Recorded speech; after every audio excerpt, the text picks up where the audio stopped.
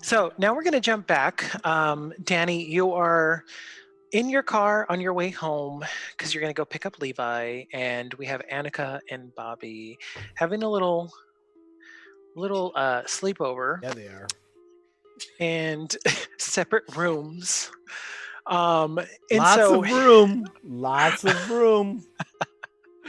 and so and so what's going to happen is we're going to cut to Danny finally arriving to um, Danny, you're going to arrive to home and you're going to start walking over to Veda's because it's a little bit of a walk, just maybe like 2 yard or so, right? No, I thought we were next door neighbors. You are, but it's like 2 yards worth because your yards are on adjacent side of each other, so it's a little bit lengthy. So you just start walking over there after you park. Do you go inside first to drop off your bags, or do you go immediately to go pick up your Levi? Now think about this choice.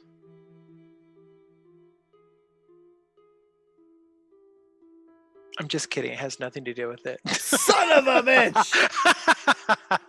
Or does it? I'm like, what is he up to with this this crazy motherfucker? This is not our story at all. Well, am I creeped out at this point? I'm creeped out, but does Danny hasn't seen like humanoids following her or talk. She just saw it at the hospital, right? You're now saying humanoids. He's right. He's brainwashed you. So humanoids definitely were at the hospital, hospital, of course, and you did what you needed to, and definitely was a little bit of a strange night. You heard about, possibly one of the billing receptionists getting it on with James Hemlock. Ooh. Wow. How did they meet again? He was just simply in town, and so that she was at some posh restaurant and ran into him, and they just kind of hung out together. Some posh restaurant, okay. And then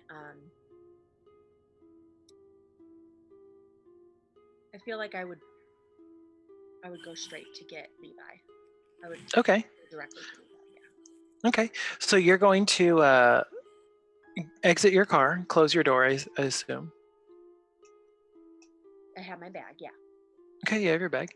And so you start walking down and you start hearing... Nope. No, I don't.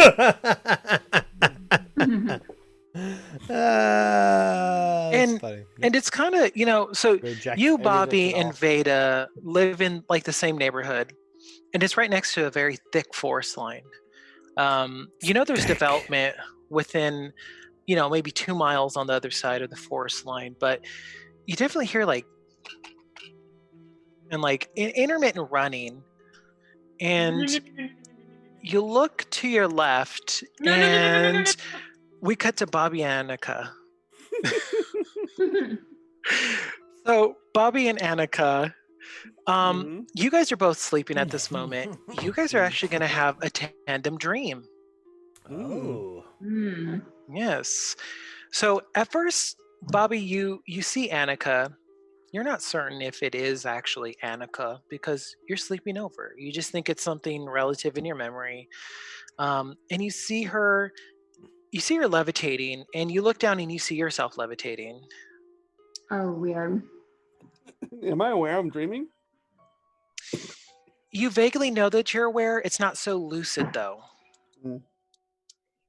Okay. Okay. I'm levitating. You're levitating. Yep. Let's see. Do we have an Annika, or is she taking a break? She might have taken a break. All right. So let's cut back to Danny. No, I'm going to go.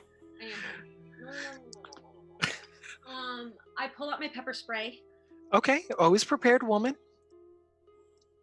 It was just like with a grab, I pull up my pepper spray, and I had that knuckle thing on my keychain, ready to punch and spray. How do you hold your keys?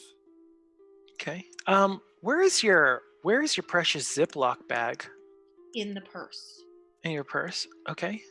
So you definitely start feeling something shake in your purse when you grab your pepper spray.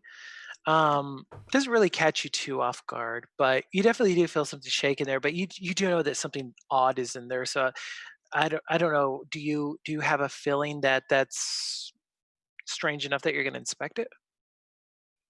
Yeah, I'll take when I grab the pepper. I'll just grab the pepper spray, the rock, and my keys. Okay. Okay. So as you grab the rock and the pepper spray, you still hear rustling in the leaves and little footsteps, tiny little footsteps. And then as you touch the Oh. rock, it says, run, run, So I run and I run. run and I get into Veda's house and I shut the door. Oh, Veda, is your door unlocked? Yes, it is. Veda.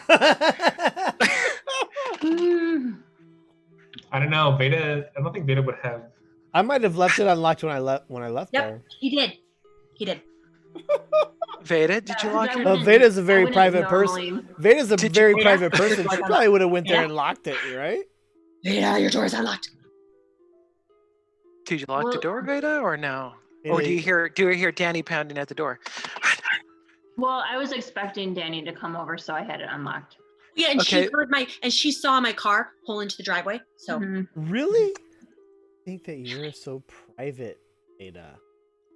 So, You're so the as watcher you're- of the community. and she wants to get rid of this kid. so as you're running, Yeah, she does. I mean, I Danny. would. you're peering off because you keep hearing these tiny footsteps off into the bramble and the woods.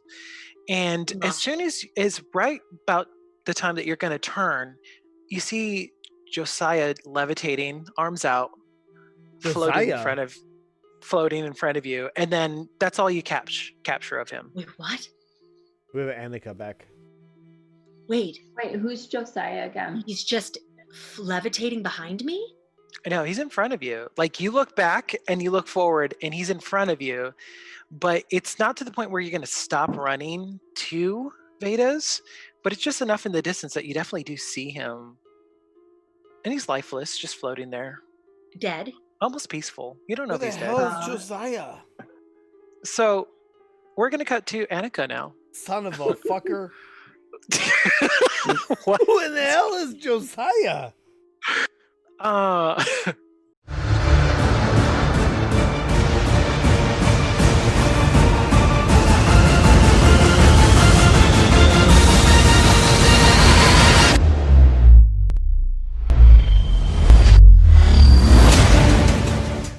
so we definitely have a new player who's just joining us. It appears that Jeffrey is going to be out for this evening, or will they be joining later? I think he's out. He's out. Okay. So definitely Jeffrey is taking some time off. Shit got a little too deep last time. So he is definitely resting for a full day after his interaction with finding a stone and a clown that occurred in the middle of the night. And he actually struck the clown with his car since his brakes and dirt road weren't cooperating. So he's definitely out and about at his dojo resting. He canceled all classes. So, Bobby, you definitely are upset about this. I think Dylan is upset about that as well. He doesn't have any buyers for that day. So, Jeffrey is out. However, Boris was not feeling too keen up to things during the parade. And so Boris is actually now out and about. I believe Dylan is going to pay him a visit here shortly. So we'll definitely check in on Boris and Dylan, see what they're doing. Now, where we last left off, we had Annika, who had just made it home after encountering a very strange sigil of birds, dead birds, and her driver telling her, "This is your only protection," and gave her a silk scarf with something wrapped in there. So she's holding on to that. She's waiting for Bobby to go ahead and come over. I think you did call Bobby, correct, Annika? Mm-hmm. And Yes, you're like, I did. I check was on my this way out. over. When we left Okay, off. excellent. So we'll catch up on Bobby and Annika here in a bit. And then Dylan definitely had a weird experience with a stone and a child of Danny. And Danny's having a weird day. You're on mute. You're on mute, Danny. Start my thing over. I was talking to my family. Sorry. What? Oh, that's okay. No, so Danny, you definitely are at work right now. You just acquired a stone from a humanoid person, a patient, Humanoid. the patient, who Out of their throat. clawed. What's that? Out of their throat. Correct. They clawed this stone out of their throat and Mm. presented it to you. And so you're still kind of in shock, but definitely you know that Levi is with Veda, and Dylan, you know that Levi is with Veda because of your short visit. And So also, Levi's messed up. Levi is. I mean, at this point, you believe he's messed up. Oh yeah, he's definitely messed up. Yeah, we'll have to definitely discover that a little bit further to definitely see exactly what is Levi's purpose in this whole He's actually the conundrum. spawn of Satan.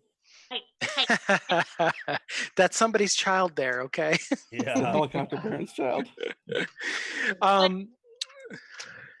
So definitely Danny, she's got some weird messages from one trying to call into work after being paged. The first time she called, she got this weird message that said, "Don't go to the parade," although you guys had already attended the parade. So she was really kind of confused by that because she was at the parade and the parade had ended wonderfully. The clubhouse didn't want to share their popcorn. So Mm. that was something peculiar. I think Dylan can speak to how mysterious this popcorn machine is. I mean, is popcorn that delicious, Dylan, that people are hoarding it? Well, I mean, I wouldn't know. You wouldn't know. I haven't eaten popcorn either. You haven't tasted it, yeah. But And they would not share that with Levi It either. wasn't for me. It wasn't for That's you. all I know. It's not That's for me. absolutely correct. It was not for you, as Popcorn Man gleefully said in his Yeah. very I low-toned am curious to voice. know who it's for, though. Clearly, somebody, not me. The chosen few, maybe. Maybe Levi. No, he didn't get any either. I don't know, man. Yeah, Hmm. absolutely. Maybe Yep. Bobby would be a good test of this situation. God dare me. maybe Bobby. So that also puts us with Veda leaving a very huge question mark on who knows about her secret stash. Hmm. She usually keeps notes on people, but somebody's been keeping notes on her apparently. And Bobby, the wisecrack kid of the block, seemed to have been befuddled by a homeless man who ran off into the woods. However, he seemed to find a stone, and I think all except for Boris and Dylan have encountered some strange stone that seems to weep for them in their absence. Well, I encountered Veda's stone with her, right? Know You about the did. stones. You know about the stone, but Dylan didn't hear the weeping. He just saw the stone floating up to the ceiling, trying to escape the house. Absolutely.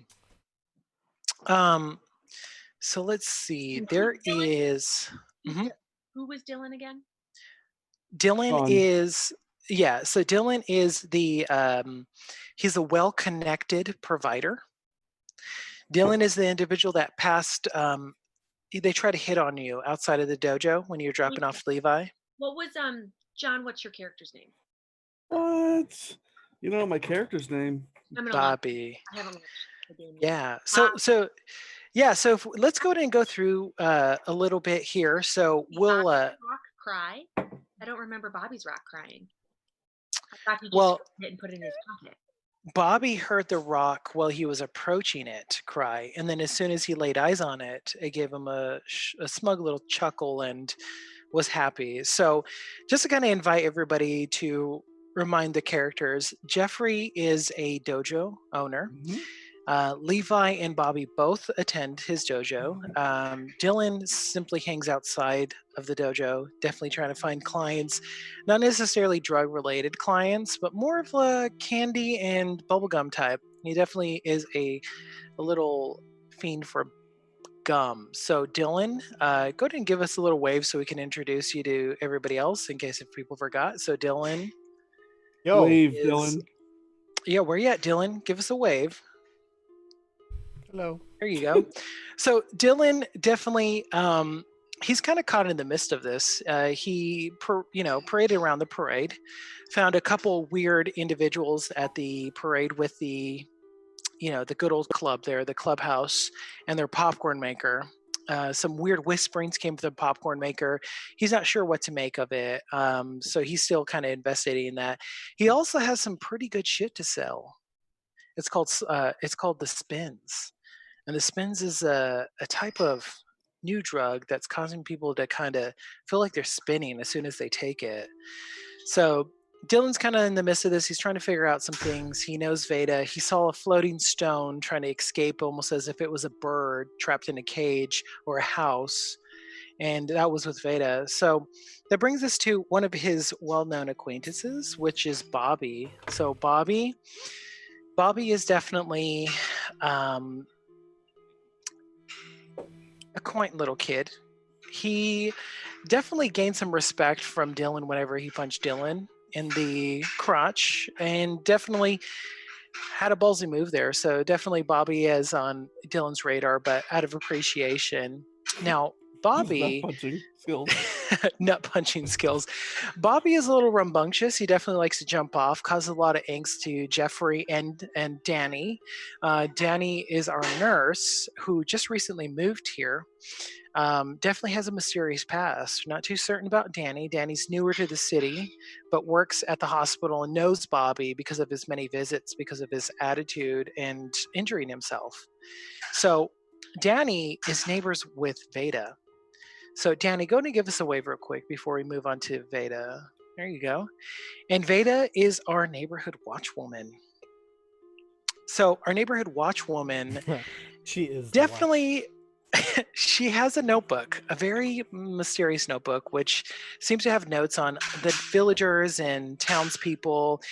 She does definitely believe that there's a cult within within this town. So we're trying to figure out if there's a cult in this town. Veda feels that there is something way more involved with possibly the HHOA, but most likely with the clubhouse.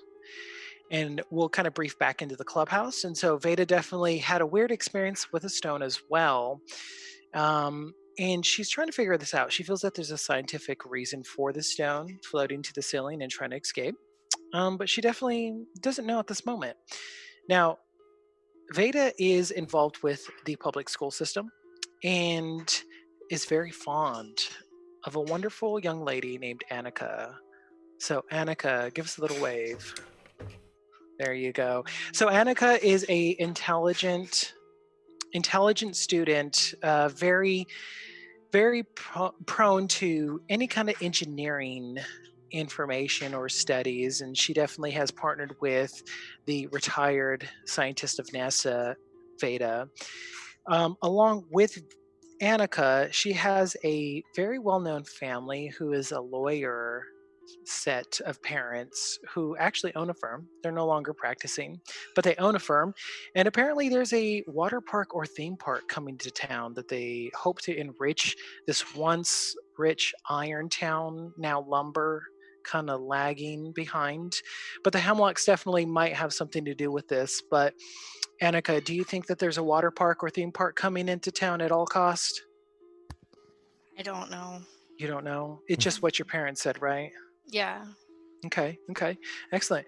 So Annika definitely encountered a very ritualistic looking set of birds laying in the road. Her driver at that time, what was the driver's name? Jarvis. And Jarvis was trying to keep Annika in the car. However, her curiosity just piqued her. And Annika, what did you find when you exited the car? Like literally a circle of dead crows or birds or something. That's correct. You did encounter a couple of birds dead in the road. They made a sigil in the center of a circle or a spiral of sorts, which you didn't know what to make of. And Jarvis gave you a peculiar item before he left. And what would you say that his his salutation when he was leaving was it like a goodbye, or was it I'm never seeing you again? He was just saying goodbye. He'll be back later. Okay, so Annika anticipates Jarvis to return. He did give you a silk pocket square with an object wrapped inside, which you have not yet to open, correct? No, I haven't opened it. Have you heard any crying or whimpering lately? No. No? Okay. So she definitely is in possession of a strange object, and that takes us to one of Veda's other acquaintances, which is a distant relative of hers. And this is a newer relative and character to our story today. And we're going to kind of learn a little bit more about this character. So that brings us to Boris. So, Boris, go and give us a little wave. Hey, Boris. So, Boris is a very interesting 14-year-old. Um, he definitely has maybe a bit of a drinking problem at 14. Not necessarily, I don't think he forces it, but it just simply happens and comes out. He's best friends with Dylan. They definitely work a lot on a lot of connections and they share a lot of the same parties. So we'll kind of get to know them a little bit better. Um, and so as we get to learn Boris, we'll definitely get to learn a little bit more about Dylan and Boris's relationship. And right now, what we're going to do is we're going to return to our young friends, Annika and Bobby. So we're going to open up on a very lavish looking marble house with big pillars. Annika, tell us about your house. What does it look like? I don't know. I've never been in like a mansion before. So What does your mansion look like? think Tell Richie. us. yeah, like Richie Rich's house. Oh, so it's generally like that Richie Rich vibe, has some nice big pillars and maybe a couple cars in the front, but you guys probably don't drive them, right? They're just there No, for decoration. probably. What do the landscape or hedges look like? Um, think like regular hedges. I don't know. Big, right? They're just super clean, right? Super clean Yeah, hedges. Okay. everything's cut and looks nice. Super. Okay. Are you waiting in the living room? Maybe the lobby of the house? Where are you at, Annika? There is a sitting room like right when you walk in the door. Okay. So you're in the sitting room because you just called Bobby and you're kind of freaked out because you just witnessed a murder of crows, right? Yes. Ah, I see what you did there. But don't. All right, Bobby, how are you coming up to this house? Because you definitely live close by Danny and Veda's kind of neighborhood, which is, you know, not necessarily low income, but definitely like a little bit more modest. I know your parents are both like statisticians, mathematicians, kind of along those Mhm. institutional lines. So, how do you approach this house? Do you approach it with ease, Nope. or I run toward the house, climb a tree, jump oh, over the gate. Well, their fence, like it's a wall, really, right, a right. stone wall. Because the gate will open, but you like the fact of climbing a fence, Mhm. correct? Yeah, and Okay. just to prove that their wall is stupid, and You can't do it. roll out of that, into the yard, run up, run up the stairs to their front door, open the door, run in because I don't knock, and then go running over and yelling for An- uh, Annika. Annika. Annika, Yeah. yeah. Okay. So Annika, Yeah. Bobby just comes busting into that front door.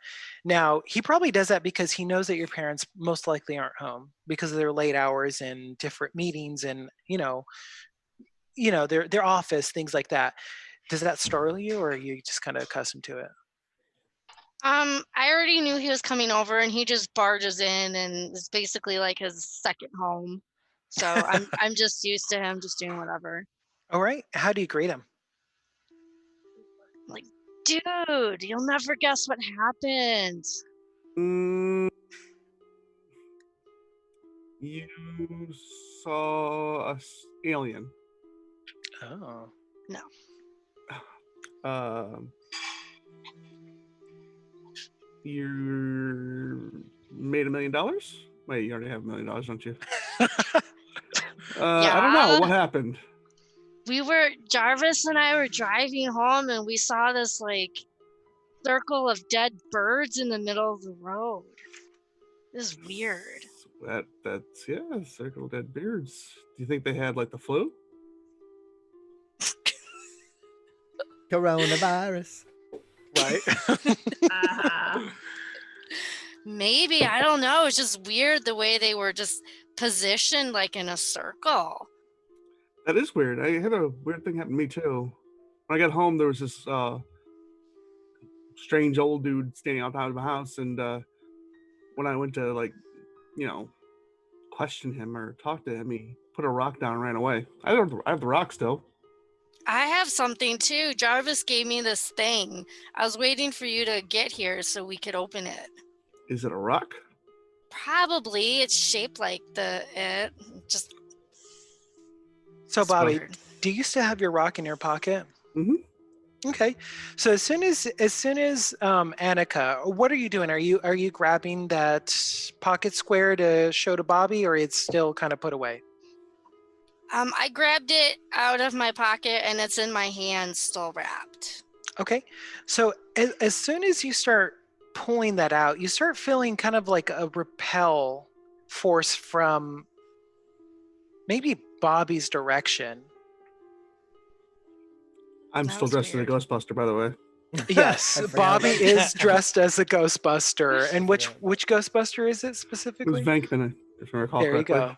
go. No? I pulled my rock out. See? Got a So rock. I'll show you So yours if you your show me rock- mine.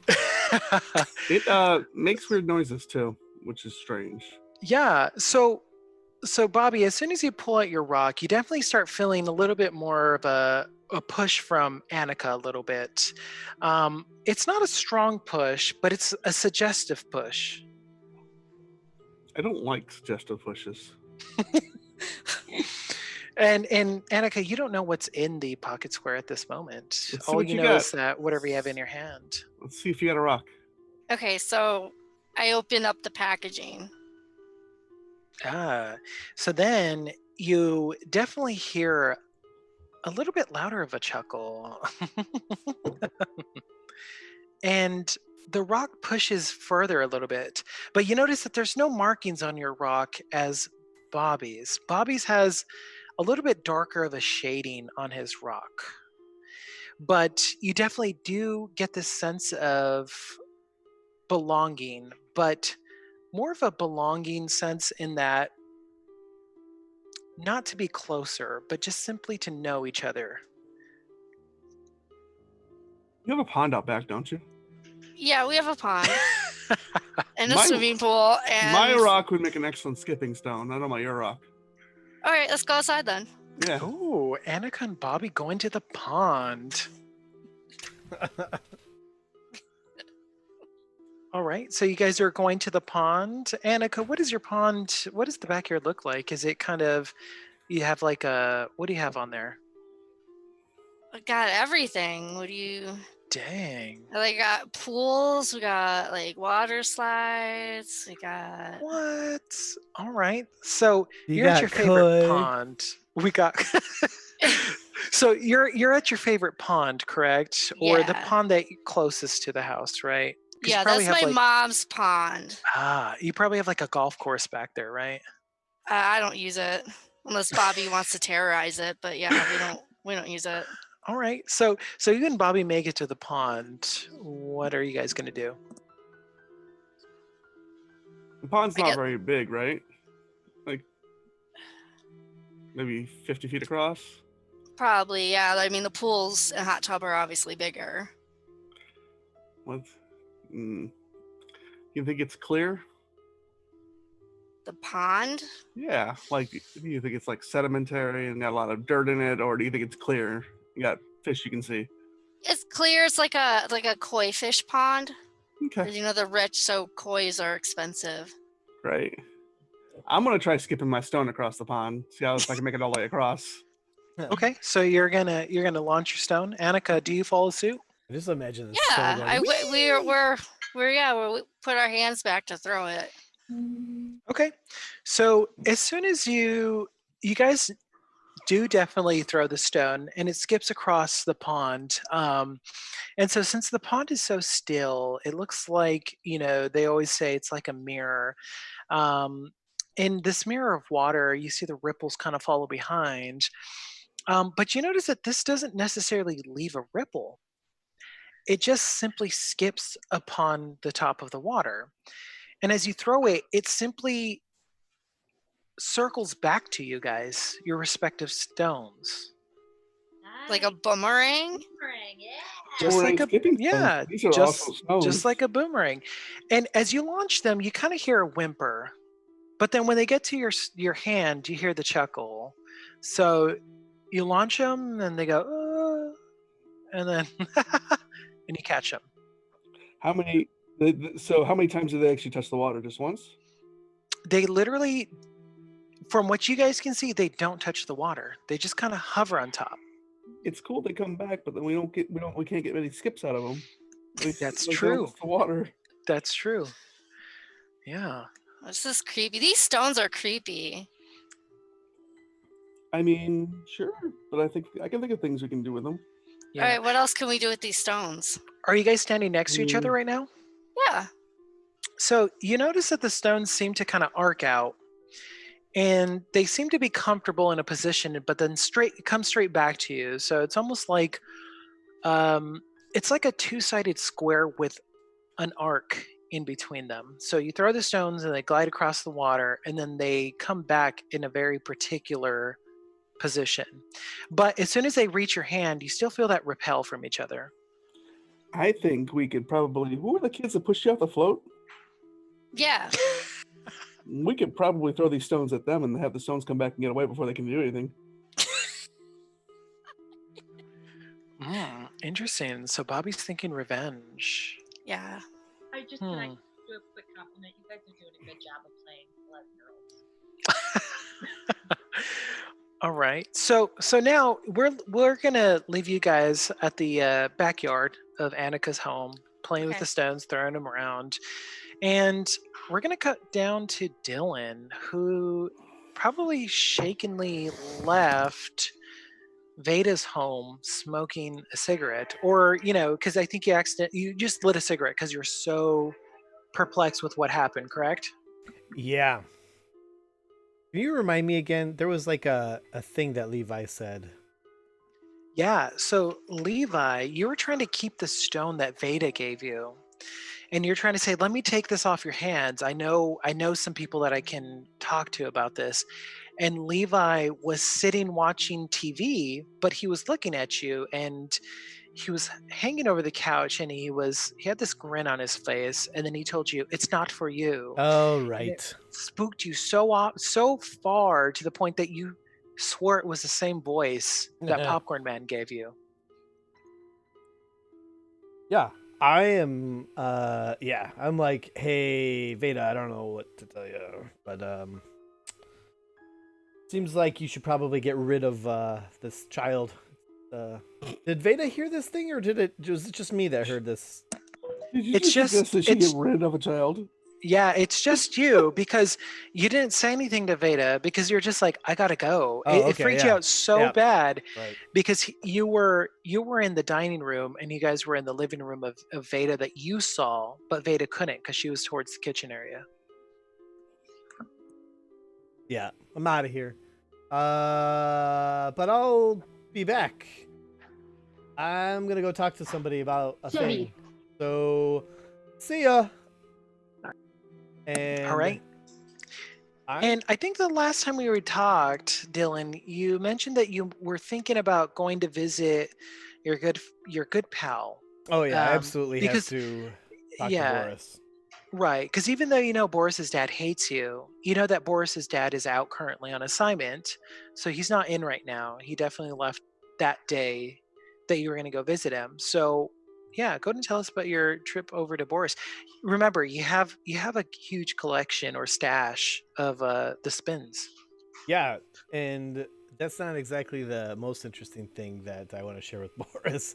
Although it's all good, but I'm really, he didn't go to the parade because he doesn't like being in all those with all those people. So I want to talk to him about the popcorn machine for sure because I think like we need to go into this clubhouse, this other clubhouse. And so this is what's on my mind. I gotta tell Boris about all these things as I'm walking over there. I'm like, man, I gotta remember. Okay, me and Boris have got to make our way to the clubhouse. Gotta check out the popcorn machine. There's that other clubhouse, which might be that shack I heard about. So I kind of want to firm up that, and I'm not going by myself. And he's got to know about the weirdness with this kid because that's freaky. So anyway, Yeah. I'm just thinking about all these things as I head over to Boris's house, and I probably don't go to the door, but I just like tap tap tap on his window. I know where his bedroom is at. I'm like tap tap tap. Boris. Okay. So like I walk to the window, or he hears like a rustling. It's just like you hear like bottles like clinking around, and like wrappers and like printing padding to the window. Then I move the window outside and I like blink and like, Dylan? Get out here, man. Come have smoke. Okay. Right. So I'll head up to the back door and meet him. As he's like heading out, I like, I light 2 cigarettes up. And when he gets there, I pass him one. Dude. Yeah, and as you're lighting up the cigarettes, you see somebody kind of peer through a window, like one of the neighbors, and then just close their curtains. What the hell? Do I know who this is? I mean, I'm No. a townie, so. Yeah, you definitely don't know who that person is. Is it You just his house or a neighbor? it's at a neighbor's. Oh, okay, Mhm. yeah, So it might just be general riffraff that you're causing, Right, and right. someone's like, I don't like it. sure. Boris, let's go to the park. Can you go to the park? Yeah. All right, let's go to the park. I got so much to tell you, and I don't trust your neighbors. Do you know who your neighbors are? No. Well, who cares? Let's get out of here. Boris is too drunk half the time, I believe, to really care who he lives next to. He's definitely, as a younger child, I think, moved around a couple of times, so he probably doesn't care too much about who his neighbors are. So I'm just like, Boris, I gotta tell you, I went to that stupid parade, right? And dude, I got caught up in this the what are they called? They're called the clubhouse, the club. What are they called? I gotta pull up those notes again. Yeah, it was the clubhouse. Yeah, that's clubhouse? correct. Clubhouse. Yeah. Yeah, so they had a float, the clubhouse, and they had this popcorn machine, man. This famous popcorn machine everyone's always talking about, and I start laughing just as I am now. I'm just like, so this crazy old man is like, dude, and it's just like, even before that even happened. You remember Sam? That guy was like drawing spirals on the ground for no reason and just was like out of his mind, not drunk, not nothing, crazy spirals. And he was telling me to look for spirals and all this weird stuff. So Anyway. as soon as Dylan says that, I take a drag from the cigarette. So hypnotic popcorn. Yeah. Dude, it's like you were there. This is why I like talking to you, Boris. You're just spot on all the time. So anyway, this old guy working the popcorn, totally mesmerized, just like you said, right? So he looks at me and he says, "Not for you." And I'm totally like exaggerated when I say that, but he pretty freaky dude. Pretty freaky. But when somebody tells me it's not for me, it's for me, right? I mean, let's be real. Did you touch his popcorn? No, actually, that sort of freaked me out. I just couldn't do it. But I was talking to some other guy, and they got some other secret clubhouse, not the clubhouse, that everybody knows about. We got another place, which I think is that shack I've been hearing about. We should check it out. And we should definitely check out that popcorn machine. You know how to break into places. Yeah, I know a thing or two. Yeah. So I think me and you should go head out for that popcorn, see what's up with it. Also, you remember Veda, that crazy old lady? Calling her crazy. Oh, look at no, Beta. We don't see your face. No. So You know you want to ride on the Veda train. so yeah, so that crazy old lady. So I brought her some stuff. You know what I mean? And she's got a crazy problem. One, she's got some rock that started doing some weird stuff. I might have been a little high. I don't know. And Did you smoke the spiral? You smoked the spiral, right? I might have smoked a little spice. The spins, yeah. And I'm sorry, I called it spins. Smoked the spins. And so I don't know. It could have been that, but check this out. So, you know that new hot mom that's been hanging out with that little kid? Yes. Yeah. So her kid is psycho, bro. So her kid looked at me. I was trying to take this crazy rock, and the kid said the same thing that Popcorn guy did. He looked at me and said, "Not for you." Is it crazy or what? Am I losing my mind, Boris? Well, the timing. You start selling the spin, and You want some? no, but have you? Yeah. Uh, Come on. I believe you. I believe you, but I wasn't when I was at the popcorn machine. okay. So during this banter, this is where we're going to introduce a new part of the KOB process. Uh-oh. And we're going to have a little montage. Who's ready for a montage? Oh, Ooh, montage. Yeah. So we're going to start the montage with Dylan and Boris. We're going to go to then Annika and Bobby. And then we're going to go to Veda and her diary. Following that, we're going to go to Danny and her, coworkers at the hospital. Okay. So Boris and Dylan, I want you guys to continue your conversation, but what are some new rumors you guys have heard from the days that you guys spent at the parade? And then, of course, you may be reading online, Boris, or researching. What are some new rumors?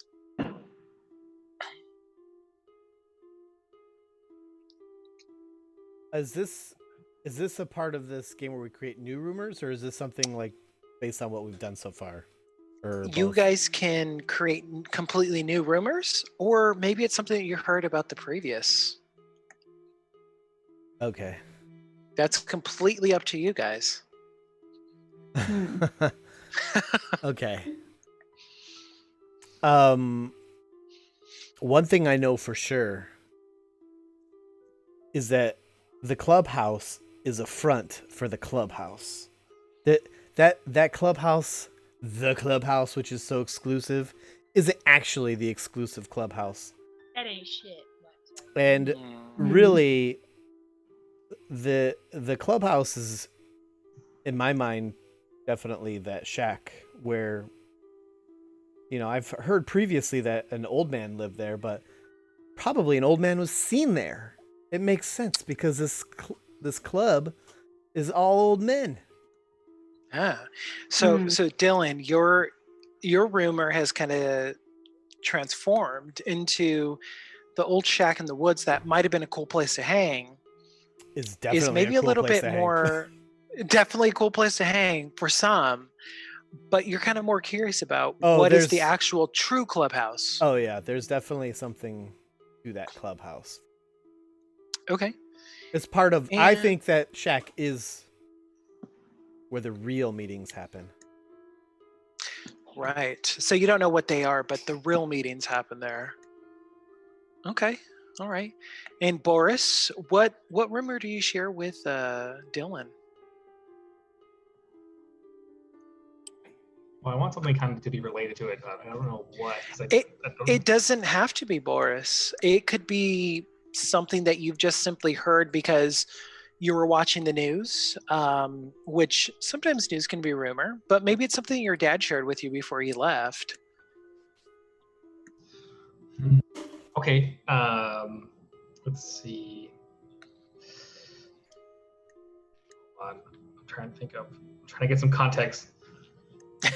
I want to see I'm gonna say it's like my dad saw something on his way, like coming home from work, like early in the morning, like maybe like some road figures, Oh, leaving maybe leaving the town, the clubhouse. So leaving the actual clubhouse that you guys know of, or just somewhere outside in the wooded area? Because I'm pretty sure your dad works in the wooded area or towards like the coastline, right? Yeah. How about he? So he, he thinks his vision's going wrong because he would see like a hooded figure in the tree line, and then like he'd look back and like they would be gone, and then So a hooded figure. or hooded figures. Yeah. Oh, figures. Okay. Not make these rumors too spooky. In the tree line. At the tree line, or the start of the forest. What is Could that he? called? Yeah, I guess it'd be. Well, here in the Carolinas, we got the Outer Banks. Just kidding. Yeah, I guess you could call it the tree line because you guys are a lumbering community, so you guys probably do have a tree line where you say, please don't go past this area because you're going to get chopped up, right? So as your dad was making his way out, he probably did see these hooded figures, and he's not too certain, but maybe did he share that with you in like a cognizant moment, or was he kind of inebriated? Maybe I overheard him talking about it on the phone to like his supervisor. Oh, so did he have like an interaction with one of these, or maybe like wreck a company car because of that?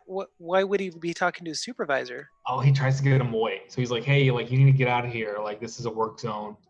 Oh, okay. So the figures kind of stumbled upon the work zone area that he was managing for his company. Okay. Shadowy robe figures. He couldn't really tell the body type. They were definitely wearing some type of bulky clothing. He couldn't tell if it was a man or woman or child or man or I guess an adult. And then he was trying to get him away from you're trespassing. Get away from them. This is a work site. You need to have credentials for your own safety. That's very curious because that makes us think about some incidents at the hospital that we've been seeing. A couple mysterious figures popping up there. So you have some wandering hooded figures, unknown about stature, but trying to approach the work site. So that'll take us to a cutscene with Bobby and Annika. You guys are skipping stones to the back. You guys are really. How do you guys feel about the stones? You seem I neat. don't like the stones. I think they're weird and creepy. I think it's neat. It's fun. Comes back to you. You can throw it all you want. I've been throwing it in various directions to see if it'll still come back to me. Okay. All right. So Annika, what is a rumor that you share with Bobby? I heard some kids on the float, the science float, talking, and they were saying that the sawmill that was expanded on from the steel foundry, like the old base of the steel foundry, people are seeing people that aren't there, and the machines are turning on and off by themselves, and strange lights and noises. And then the closer you get to the old steel factory, of the property, the weirder it gets. Huh. That's strange. Real quick question. What wasn't one of the names of the kids that pushed you off the float? You remember those? I don't remember. So that would have been either Damien. Of course, we have our classic Damien. We also have Julia. Those were the two that Annika really knew was Julia and Damien. Damien works. I heard Damien's mom was thrown in the loony bin. Ah. You Why should was she go. thrown in the loony bin? I don't know. She's crazy, obviously. I'm a kid. So she's in the loony bin. Now, does that mean that Damien's an orphan now, or does he live with his dad? Well, he still has his dad. Whatever Okay. that's worth.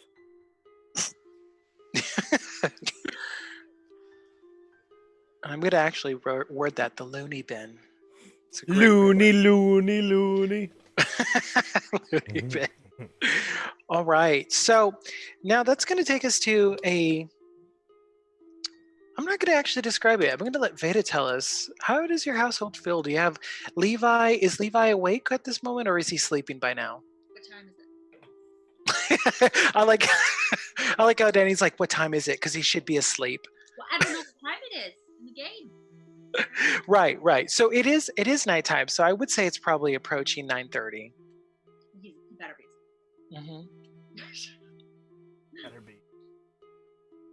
So Veda, what Yeah. what does your household feel like? Is it quiet? Is there a calm in the household? I would say it's sparsely decorated, kind of like I just did KonMari, and I'm trying to simplify everything in my life. And but it's very calming, and but just like, I don't have like a lot of like tchotchkes and knickknacks and stuff. Okay. How do you feel about the whole event that that transpired with you and Dylan, and also apparently Danny, where the stone kind of flocked around like a bird? Are you at ease with that, or? It puts me at edge a little bit because I'm just kind of used to things being like orderly, and like especially at my house, like I'm in control of things, and that was something, even though I'm sure that there's probably a logical explanation for it, I don't know what caused that right now. So that kind of the unknown kind of puts me on edge a little. Okay. So while you're on edge, do you do nightly journaling or journal entries at night? Sure. Okay. So what are you writing in your journal? What have you heard from the hot gossip, or that you're perplexing? What is it? What is a rumor that you're writing into your journal to inspect later? So I write about finding the overturned planters and stuff at the front doorway, and my stash box being having that stone in it, and just like what had happened, and the weird sounds that it was making. And I just have a feeling it has something to do with the clubhouse people, because I feel like there's something weird going on there, and it's got to be connected with that organization. So you're kind of thinking that the clubhouse has something to do with your garden and the stone. Yes. Okay.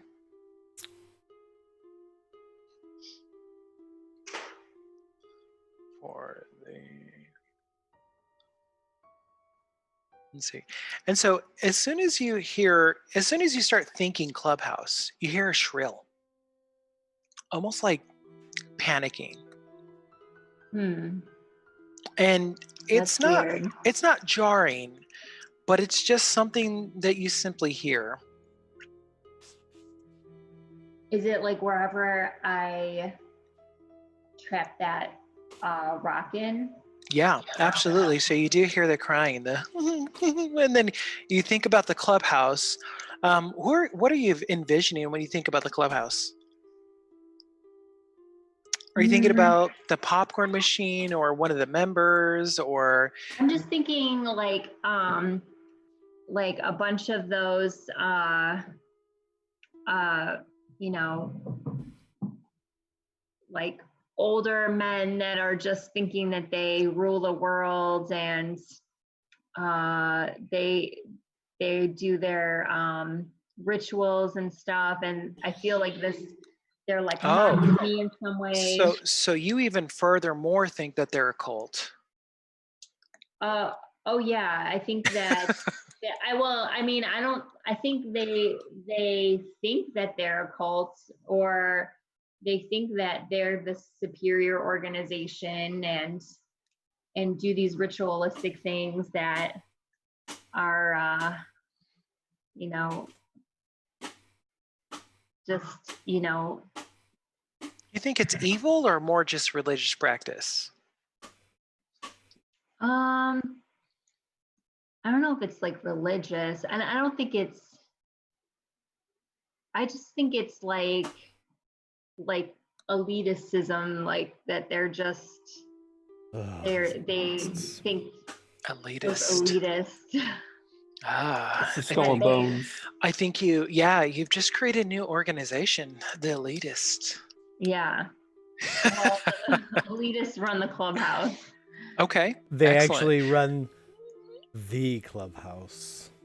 The real clubhouse, if you weren't aware. So excellent. So you're journaling, completing that. Now, okay. Danny. You're muted. I'm not. Let me take a drink of wine here, because you had a very jarring experience. And you encountered a couple of pale figures who seemed, they're human, correct? Yeah. Okay, they're human. What happened to the human that you were taking care of, the patient? He died. He died. Okay, he's dead. And what did you do with the item that you found, correct? Because apparently nobody else could see it.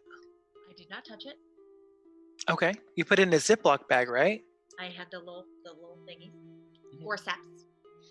Forceps, excellent. Yeah. Did you do some studying? Ingrid's gonna stop playing. She's like, no, that is not what would happen. I refuse to play this game. Well, the nurse, I was like, look what I pulled out of his throat. And I had it in, like, the pan. And she's like, I don't see anything. I don't know what you're talking about. Yeah. So what the nurse was actually seeing was just simply a blood clot of some sort. So it didn't look unusual to her. It just looked like a blood clot. Okay. So then, did she say that though? Because she was like, I don't see anything. Well, see, blood clot, maybe. Okay, she could have been like, oh wow. Right. Well, blood clots are common, especially for this individual who was scratching themselves so often. So she didn't know really where that blood clot came from, but ultimately that's what you kind of you figured, because she really only said, yeah, that's normal. And you figured it probably was a blood clot of some sort that she was looking at, but you saw something different.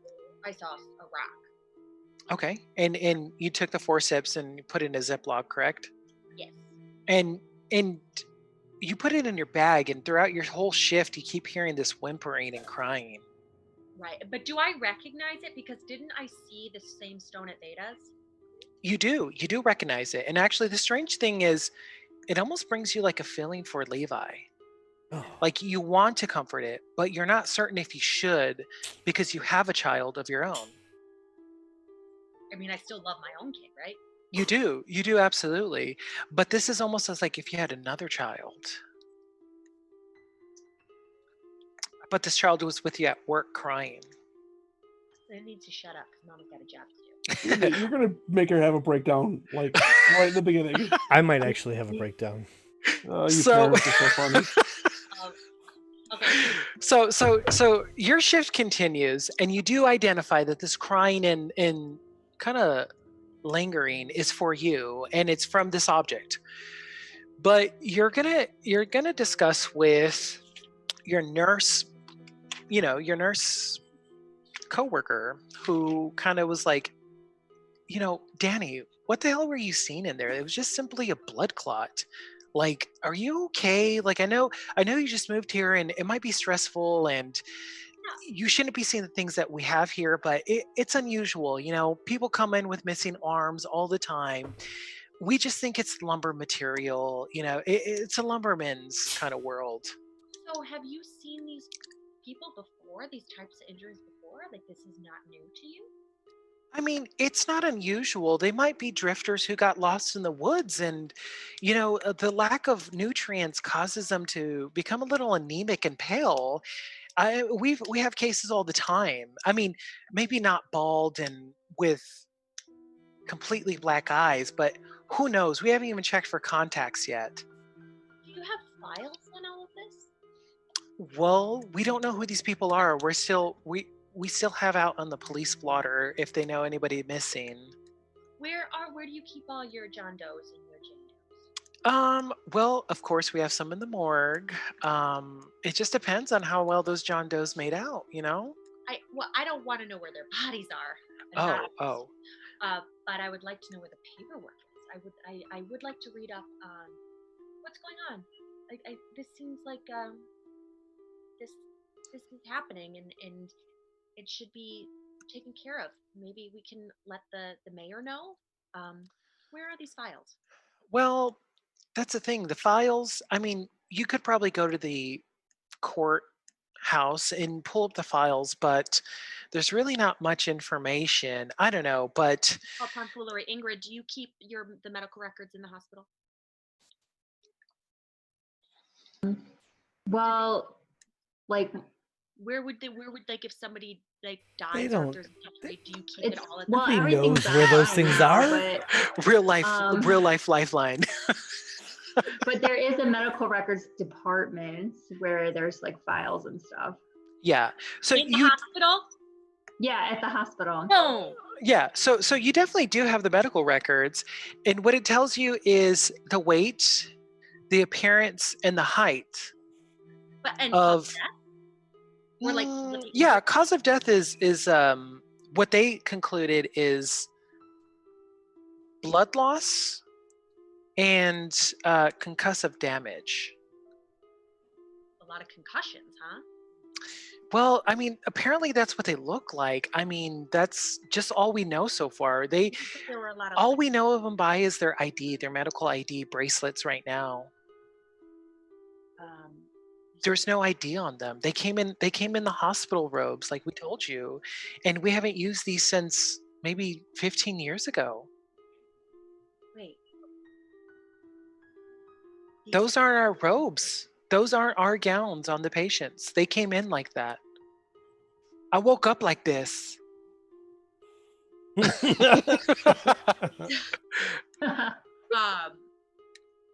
But you Odd. recognized them from 15 years ago?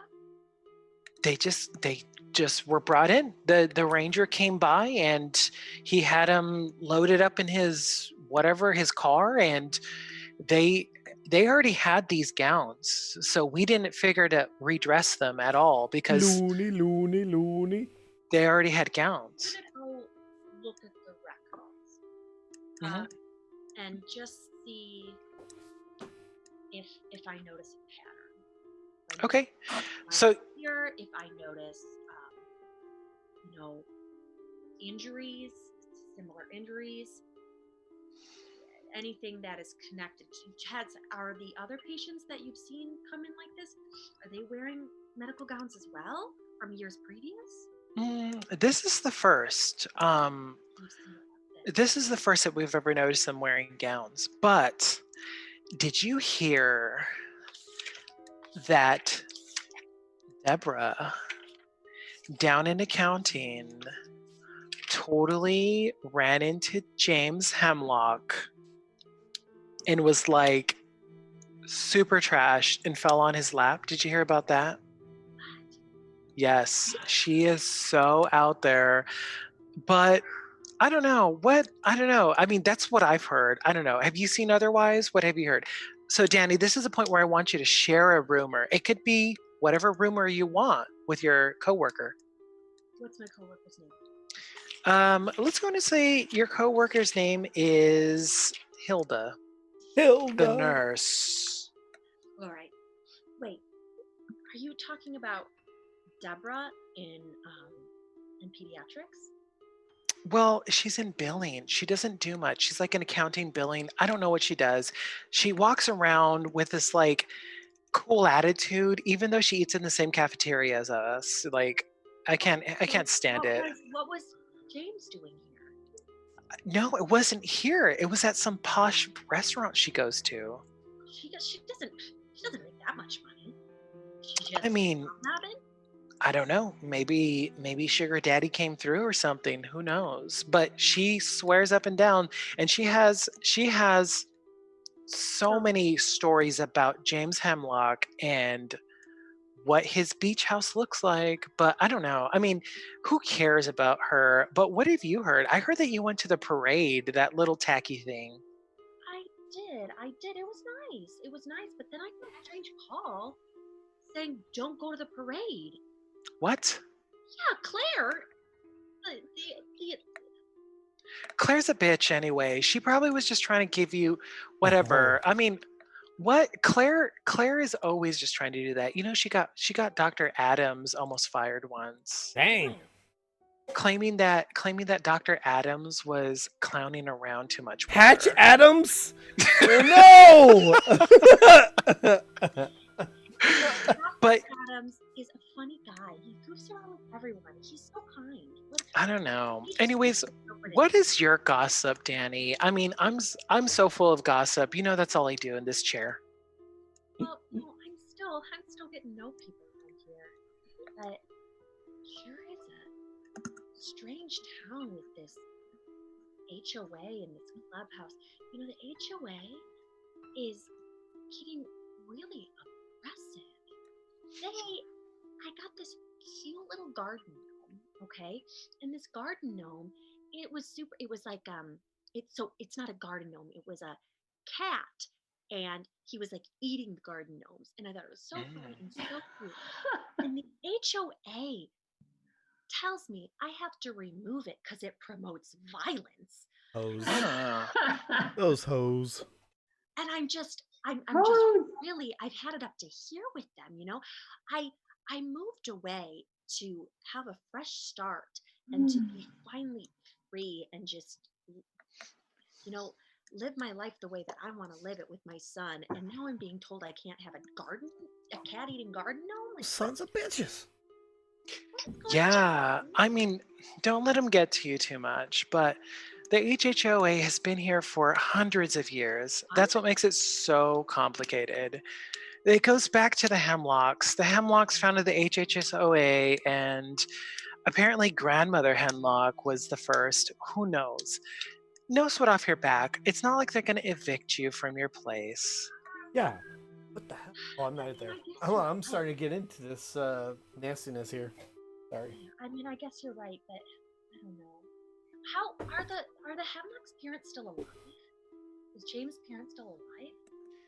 I mean, from what we know, we've never heard of any death of not even the founder, grandfather Hemlock. Did they ever come to here to be treated for anything?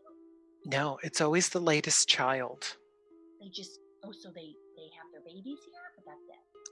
I mean, James is here according to, you know, the visitor. You saw him at the parade, correct? Yeah, but he was like in his own float. He wasn't up. Yeah, I don't know. I mean, it's so bizarre. Anyhow, you have to go. You have to. Dr. Adams, he's inspecting the first patient to have passed away.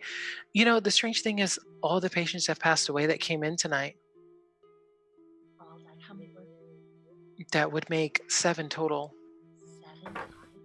When was 7. The last time you saw something?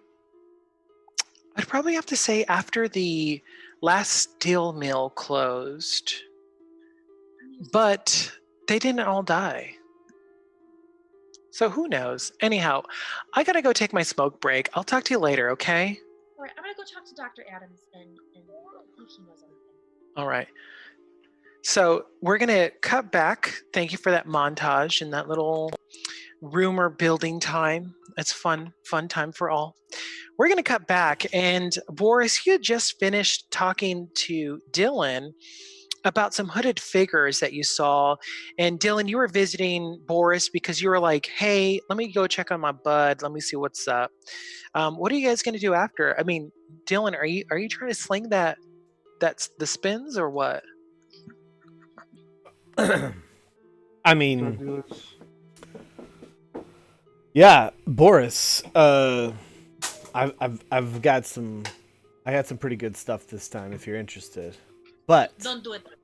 Don't do it. Boris, more importantly, we need to put together a plan to go check out that popcorn machine. What do you think? Yep, I agree. What time is it? Well, it's never too late, right? Well, yeah. Well, let's see. I So, can yeah, push. so- I can push the spin for the rest of the day. Meet you at the clubhouse around 10 p.m. Oh. midnight. Well, are you gonna? I was gonna say midnight. You could sell up to midnight because right now it's about like 9:40, 9:45. All right, bro. Bring. Well, what kind of tools do you need? Because if we need to get tools, you let me know. I could get these things. You got a crowbar? I could probably borrow a crowbar from that crazy old Bat Veda. I told her I was coming back anyway. Crowbar. Good. Yes. You're muted, by the way, Ingrid. Am I? No, Ingrid was. Oh. I saw a reaction there. Crowbar. Good. Yes. I have other tools. Do I need to even go to her place? Sure. I don't. Well, what do you need? I mean, if you need something that you don't have. I don't. I definitely don't have crowbar. Do you need crowbar? And I now making fun of you. Do you need crowbar? Yes. Yes. Crowbar. Yes. Okay. Then I need you to teach me how to say I need crowbar in Russian. Okay. I don't know how to say that, but I want to go back to say it to Veda. You know. Google Transit. Hey, hold on. Come on, help everybody get laid. Yeah. Okay. Hold on. Okay. So while you're doing that, I want to know what Annika and Bobby are doing. Annika, are your parents back yet, or are they kind of having one of those glorious late night offices? What time is it in game time? It's getting about 10 o'clock almost, about 9:45, 9:40. Oh, shouldn't we be in bed? Right. Yeah. I mean, it's a parade, so the parade did happen on a Saturday night. Well, it's a Saturday night. It happened on a Saturday night. I think you guys. I mean, you guys are both old enough, right, to like rally. You guys can rally until like midnight or something. Sure, why not? Yeah. But I don't think we're allowed outside right now because it's dark and scary. Oh, Yeah. Bobby, what do you inside? What do you say about that, Bobby? That's getting dark out. Let's go inside and play games. Okay. Ah, so Bobby is afraid of the dark. Yeah. I think I got it. All right. So, Annika and Yeah. Bobby, you're inside playing games. Is it like video games or just board games? I think we're playing board games, or you want to play like Nintendo? We can do board games. Okay. Oh, you usually win board games, so I usually like playing video games. So I'm better at those. All right. So we're going to jump back to Boris and Dylan. So, Boris, what's your response to Dylan? Dylan, crowbar is Leon. How you ask is yes, Leon. Pies Leon? That sir, the emphasis Leon. Leon. Yeah. Maybe she'll understand. Da. Da. That's if that's if Veda. Okay. So I pass Boris. I give you like a couple of pre-rolled joints. I'm like, meet me at the place. Midnight. So are you passing pre-rolled joints of spins? Oh, absolutely. Okay. So as you reach in your pocket, you do kind of feel a little bit a hard object, like you wouldn't normally expect. in your pocket because you just put bags of weed, right? How Little is bags of weed. this? You reach a little too deep. I'm just saying. Yeah. That is what I was thinking. So you reach in there and it definitely does feel like almost like it's cold, but it's not necessarily. Fish cold. Yeah, it's not like fish Not a cold. dead It's fish? just no, it's not a fish. All But right. when you pull your hand out with the joints to hand over to Boris, you do hear a chuckle.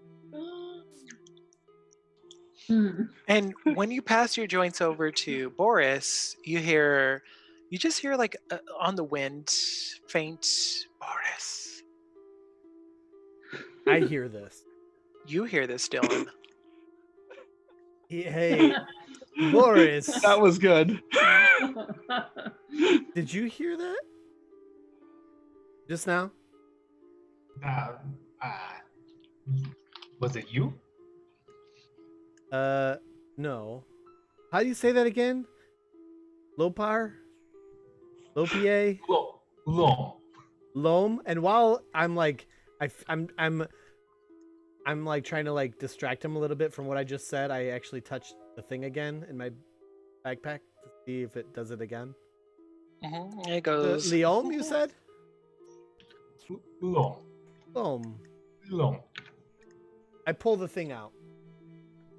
Yeah, so you notice it's it's definitely a stone, and it frankly just reminds you of Veda stone.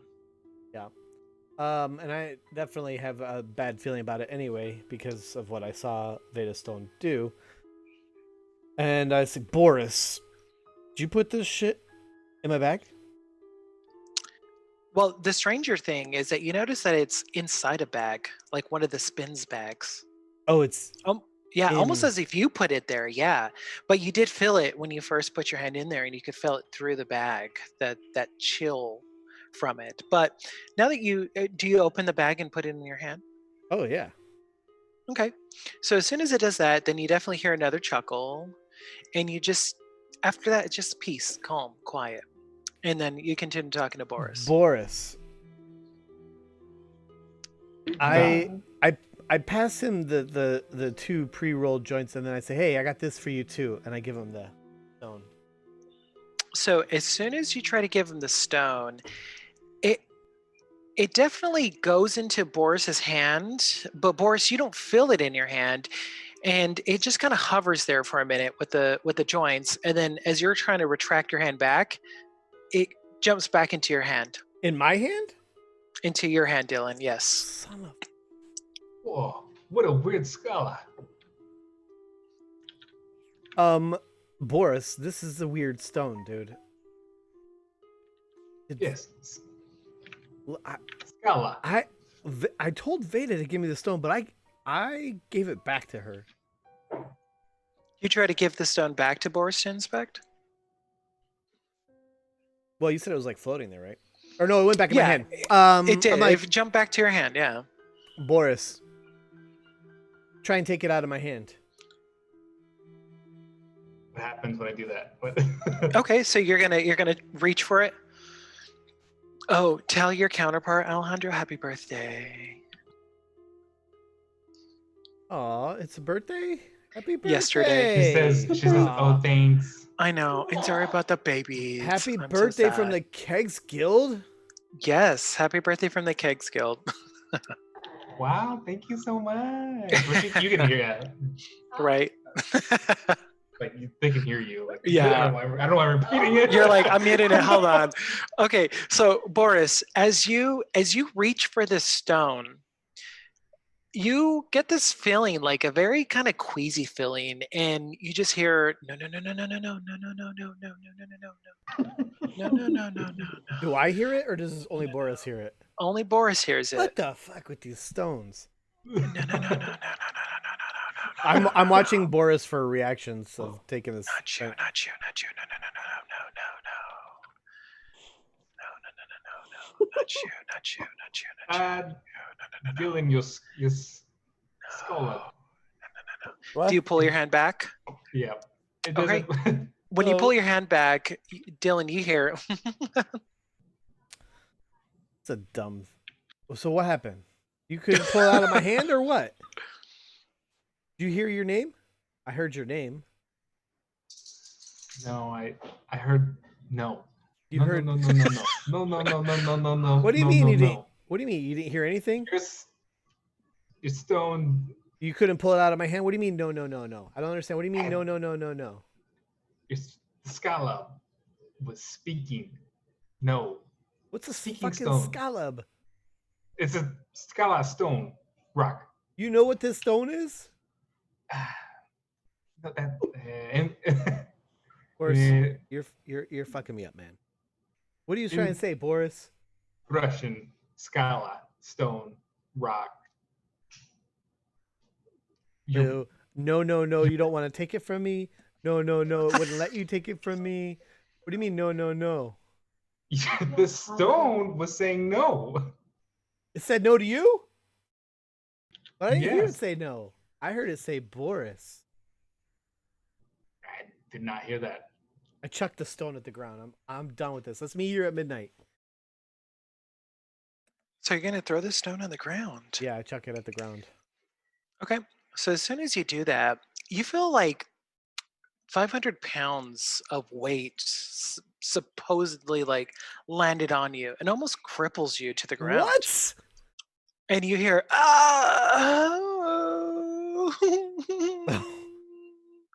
and then it kind of just slowly levitates to your hand while you're kind of pushed underneath this invisible force. Oh my god. Okay. So I And grab. Boris, what's your reaction actually? Am I just like on my knees like You definitely do take that much of a blow that it throws you to your knees almost. Yeah.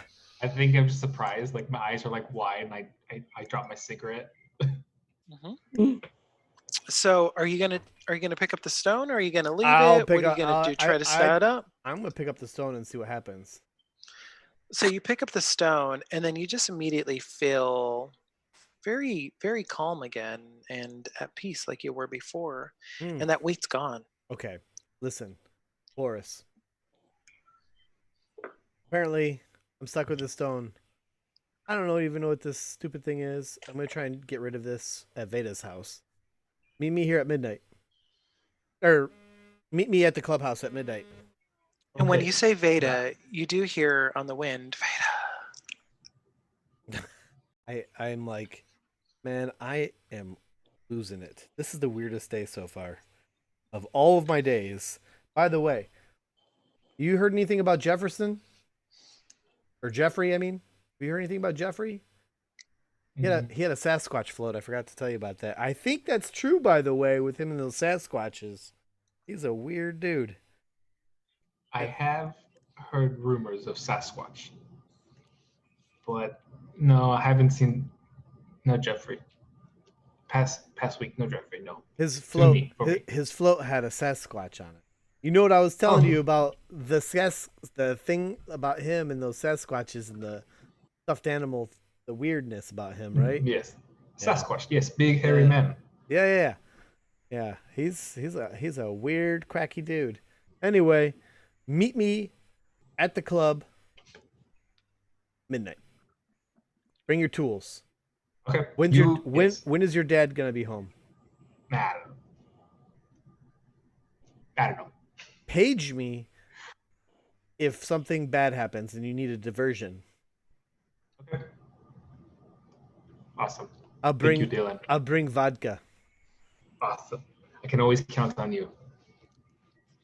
Don't forget to come. The spin stuff is good. Don't smoke it and then forget to come. I'll kill you, man. I don't like Don't it. leave me hanging. Yeah, I was gonna say, is Boris more into drugs or more just a drinker? Additional legalized substances.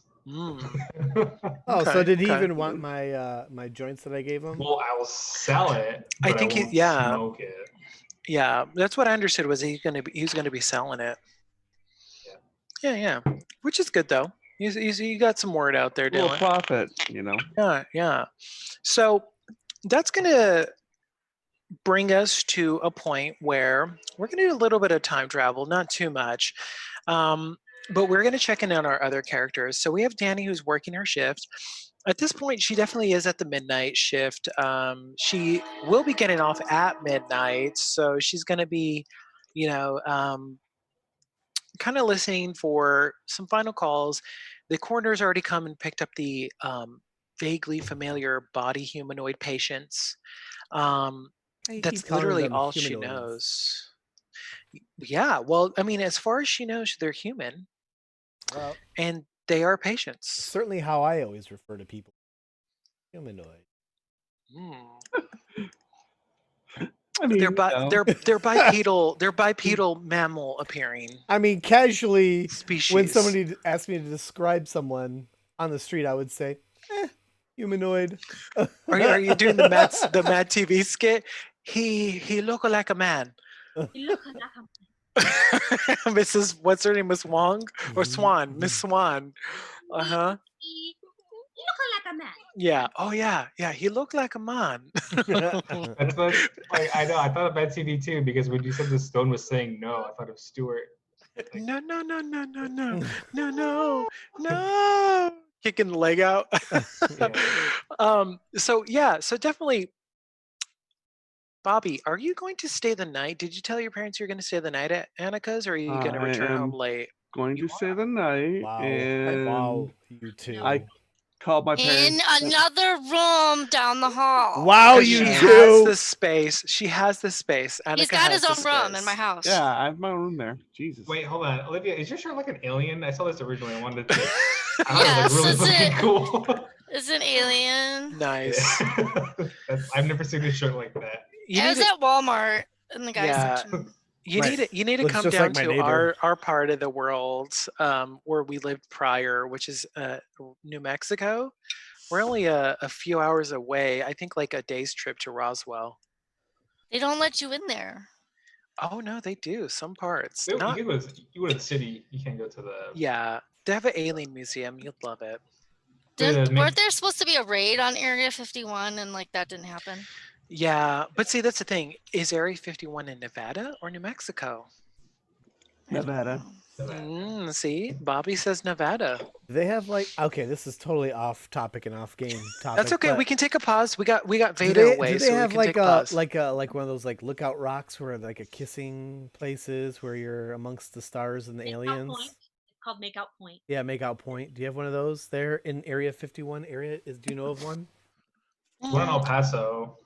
Yeah, I was gonna say El Paso has one. I guess Deming would have one where we grew up, which would be like Spring Canyon. Yeah, but not like at Area 51 where like you might get abducted. No, because there's not. Well, I mean, if you live anywhere in New Mexico, you're gonna get abducted at some point. Yeah. There's the rumor that the gateway to hell is in the Florida mountains. Like I guess because wonderful Charles Manson. Charles Manson said that. He said if he ever got out of jail, he would go to, and apparently his parents live in Deming. But he said that he would go rejoin his family because in the Florida mountains, the Three Sisters is where the portal to hell lives. Yeah. That's pleasant. Shit. Mm-hmm. I don't know how true it is, though, of course. Rumors. All towns have them. Sure they do. And now we have a Uniquad and this weird fucked up kids on bikes. Thanks a lot. No, this is not how kids on bikes are supposed to go. You guys thought this was going to be like a dance of our lives? I just want to remind you guys, this is your story. Mm-hmm. It's not exactly. mine. It's not mine. It's your story. We're going to journey into your suggestions in my brain. Share rumors. We're all going to share rumors like we all love each other and there's nothing bad going on. You don't think those can be turned sour?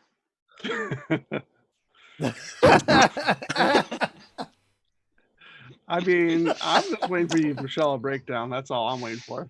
Mm-hmm. I'm pretty sure Alex is like, whatever. Well, Boris is like, whatevs. Alex missed the sesh. He didn't. Well, he doesn't know. I don't know. Yeah. He doesn't know what we've all been through. We've already had trauma. I was like looking at the kegs Kegs Guild Twitter feed, and I was like, what the hell happened? Oh, is that really what happened? Like, and then like I haven't been able to watch the last session, so it's like, okay, I don't know what's gonna happen. yeah, no, you did great actually jumping into this, like really great. That's what I'm saying, like everybody's jiving so good right now with the story. And literally I think it's because you guys have actually decided to make the story your own. Yeah, so here we go again. I don't. I'm not buying it anymore. You're planting you? seeds all over the goddamn place. Are you though? I don't know. Like this is my second like tabletop game, RPG game, and like I'm really impressed with the mechanics. Like, Oh, you haven't the mechanics. You'll see it's very minimal, but I'm not even like got to like combat yet. But like I like the rumored thing. I think that's really good. I think. It's not very much combat in these types of games. Let's get back into it.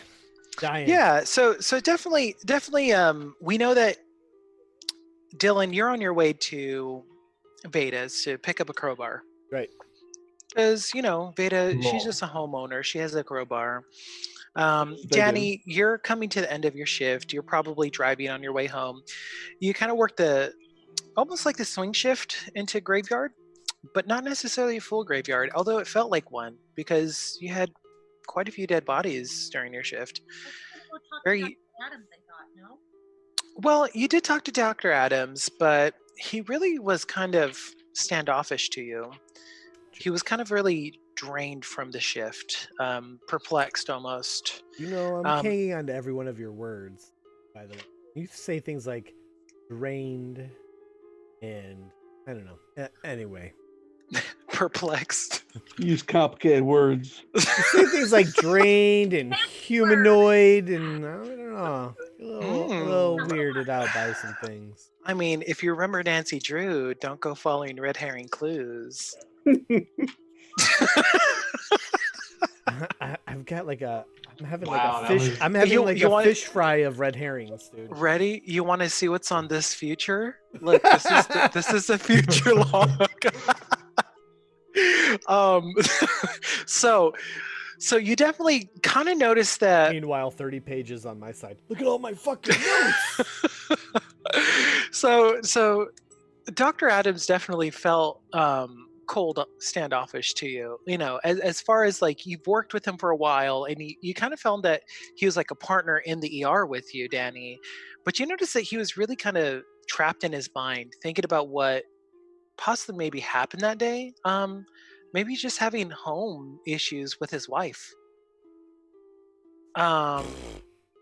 So you're not too certain. You just say, okay, have a good night, and you finish your note entry. You mention all the claw marks on the neck, and you mention that the individuals definitely were, conscious while you were tending to them at some point, and that they seem to have taken their own life is what you've kind of concerned to some extent.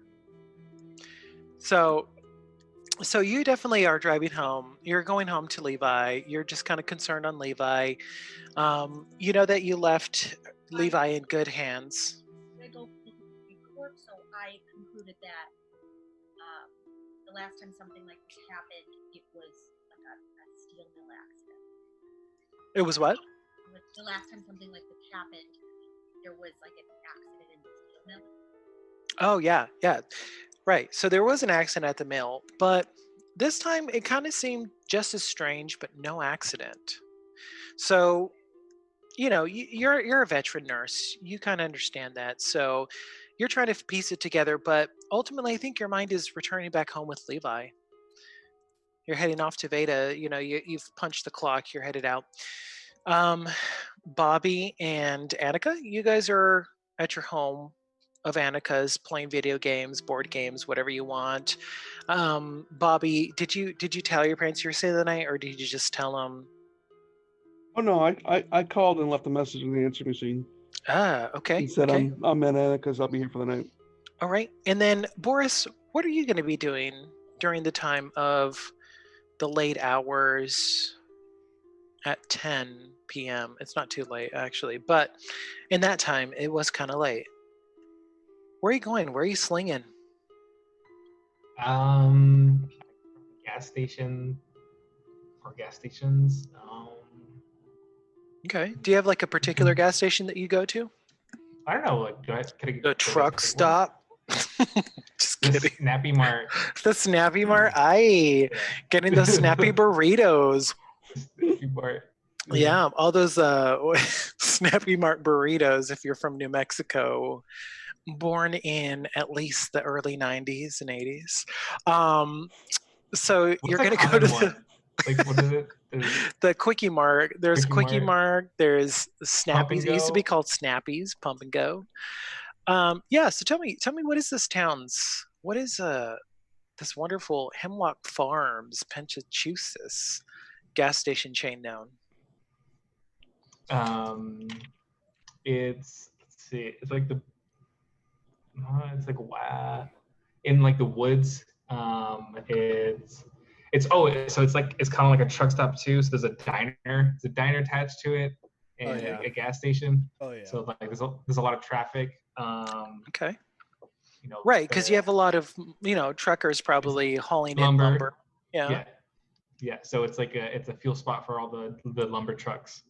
Okay. And so the truck drivers like to buy like drugs like cocaine or meth. Okay. So they can get their loads done. Okay. What is the gas station called? Or truck stop? What is it called? It has to be a truck stop. Yeah. I'm gonna say it's like Flying J because that's like a popular like a corporate international or it's national truck stop. Or the TA or Flying J, one of those. Okay. I'll say Flying J because Flying J always like is a little karate. Okay. So the flying Y's, something similar. Flying Y? Okay. Yeah. So Flying Y, popular truck stop. So you're out at the truck stop, and are you outside on the trucker side where they have the fuel stations? Yeah. I'm just like posted up. There's like if someone's like looking for something, there's like keywords, like code words, and like that they would say like when you're like looking for something. So just like hanging around. Okay. So as you're looking around, you definitely do see that there's trucks coming in and out.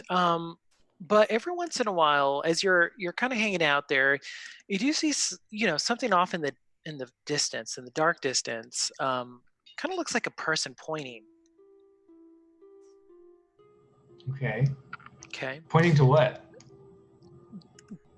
As far as you know, they're pointing at you. Okay. So is it a humanoid? It's humanoid, absolutely. It's a bipedal humanoid individual pointing at you. Okay. So and the strange thing is you don't see them, but you see an outline, and you do see kind of like maybe their mouth ajar. Oh, weird. Okay, I kind of like. And they're swaying. Oh, okay. Yeah. So like I'll notice it, but I ignore it because like obviously this person's like out of their mind.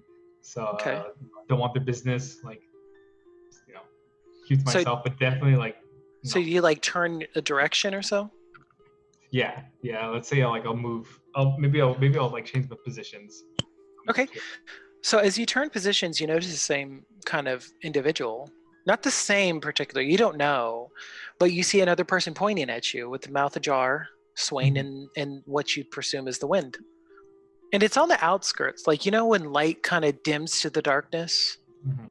That's kind of like right where they're at. Just pointing with you like mouth ajar, and silently, it almost looks like they're screaming, but you don't hear anything. Okay. Ooh. Can I say like someone's like walking into the gas station, and I get their attention, and I like, do you see that? Like, what are you talking about?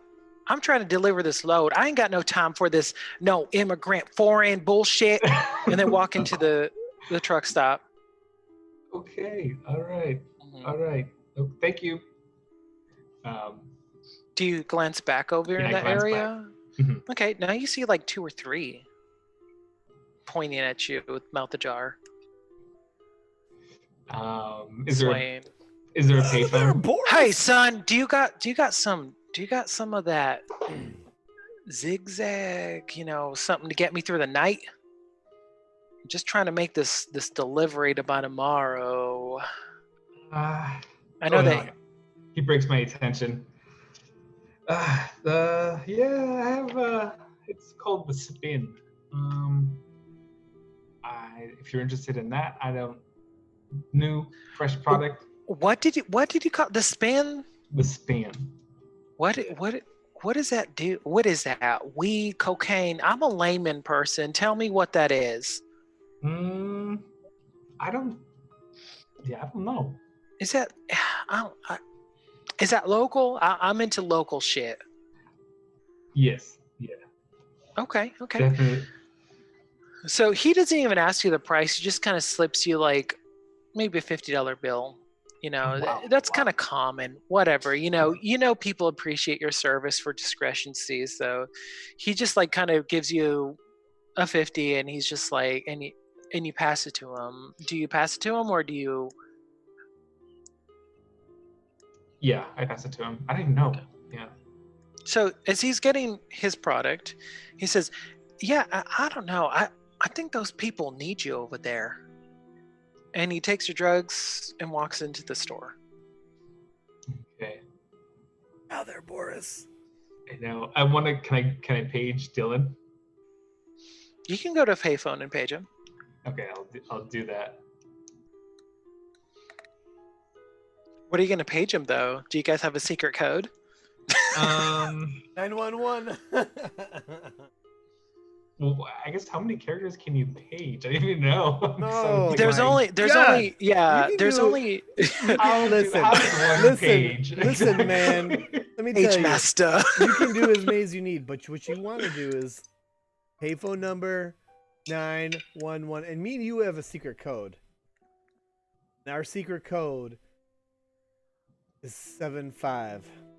75. Okay, So if I see a number 75911, that means it's you, and you need me ASAP. Well, do you know the location though? So like how? No, you would leave whatever payphone number that you paged me from, so I would call that payphone number. Okay, cool. Yeah, I'll do that. Kids these days don't know how pages work. I know. I gotta teach these guys. This is how pages work, bro. I just feel like you could like dial, like it'd be like a number or like a message, but I mean, you could. I mean, as we got further advanced in our technologies with pagers, you could leave a voicemail in which the pager would have its own phone number, and you'd have to say, "Oh, I got a voicemail on my pager," and you'd call that number, and you'd listen to the voicemail, which was like a 1-minute clip of whatever. Interesting. Anyway, that was my Wikipedia voice. So, on my end, but I'm like halfway to Veda's. Like, I'm not even near a phone, so I'm just like, I kind of like hasten my speed. So you do get the confirmation tone that your page did go through, Boris. Okay. What do you do then? I mean, did you look out into the crowd when that guy told you? Yes, I thought so. By the way, if you want my call back, you're gonna have to stay by that fucking phone. Right. That's correct. So when you do look back, you don't see the people anymore. Okay, but you see, your trucker's going out. Are you still trying to sling? Yeah, I sling, but I'm next to the payphone. So you do hear the phone ring. And I answer quickly. Find me. Ooh, shit. Dylan? Hello. I'm toggled it. It's dead. Find me. Can you do a 411 on the payphone? Right? Yeah, you can do a 411, I guess. Why not? Okay, so I don't know if you can even do that. Yes, or If you do I'll 411 on a payphone.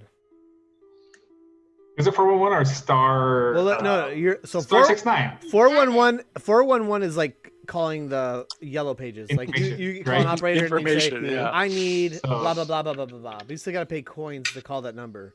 So what Star you need 67, to know, star 69, all that shit does not work on a payphone. no, No, it there's no way you're doesn't. getting the phone number Yeah, that right. to call that number. Now, Not on a payphone. if you were Damn. a phone freak, you know a few tricks, but you're not a phone freak, so I'm John, me and sorry. you are like the only ones who know about payphone. Apparently. Mhm. You weirdos. I love this. I love this day and age. Before there were hackers, there were phone freakers. Just Anyway. I can't just pull up my recent calls. Right, Boris, it's not like I break phone for number. Yeah. No, it doesn't happen. Yeah. So what do Okay. you do, Boris? I think I'll just stay at the payphone and keep on slinging until midnight. Okay. So you make a couple more sales. But during your interactions, you almost feel like people are watching you. It's almost like a guilty conscience that you haven't felt for years. But it's not a guilty conscience, it's just being observed. It's a simple fact that you're being observed making these transactions. None of this. Good. Yeah, I don't know. I guess I'll like I get the creeps and then I mean, do you peer off into the wooded area? yeah, I'll go inside and I'll like get a cup of coffee Don't forget it's your story. Oh. This with the seed at the master. dinner at the Johnny diner. Appleseed here. But it's like it's next to the window, and so I keep like I'm paranoid now and I'm just like keep on gazing outside the window. Can you Yeah, still hear the so- phone if it rings?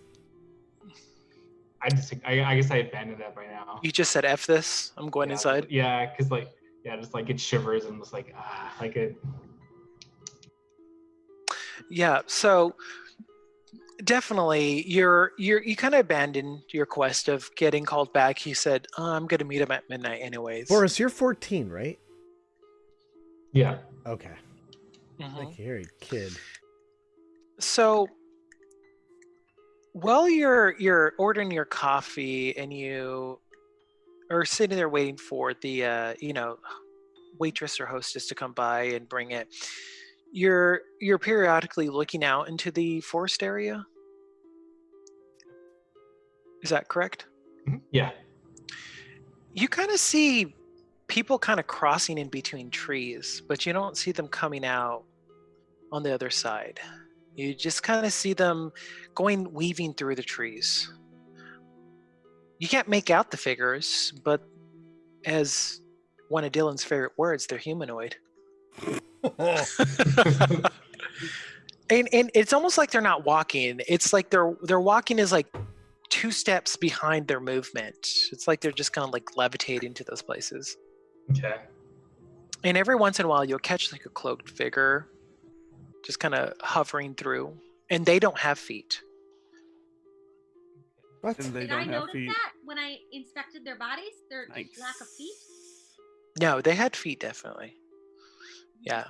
Danny, you saw feet on your patients. Okay. Danny, your patients had feet. La dee da. I don't know. I don't know what to do then. I just like. Do you need anything else, sweetheart? Look, we're about to close the diner. What time? Do you got some of that crack? Oh I saw you selling outside. Just tell me you got that crack. I'm really needing it. Oh. Look, I don't do it in front of my children, okay? Jeez, wow. Stomach hurts. Oh. I was like, I'm sorry. Yeah, fuck you then. And they walk away.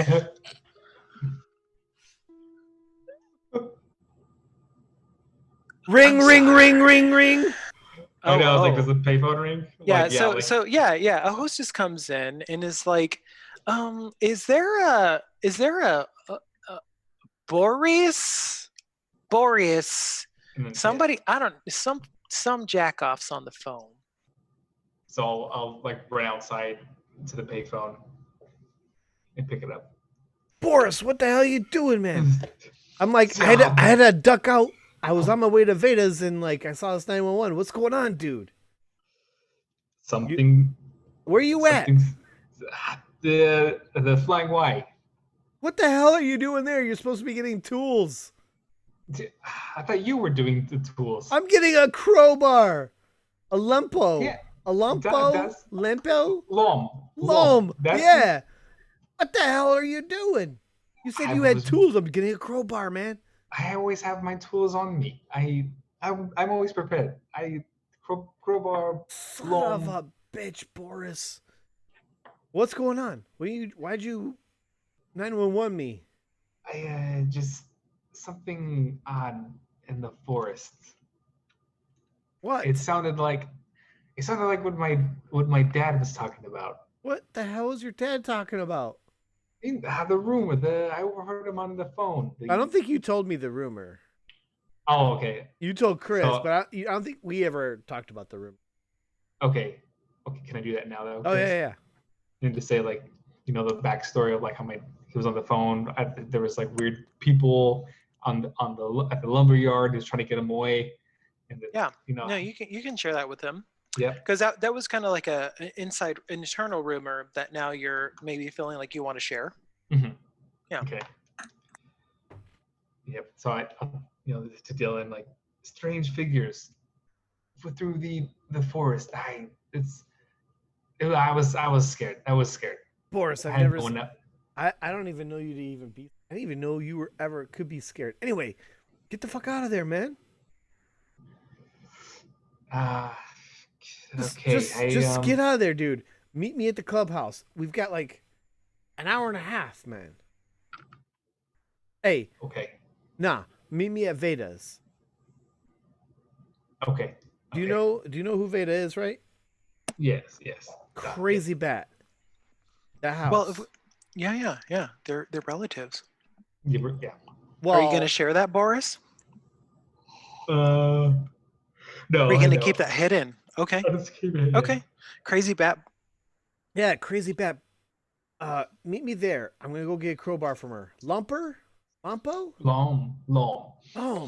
What's the other part? Chom lom?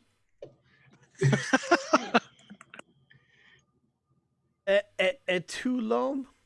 It to be a yes lom. To be lom. Got it. All right. Yo, man.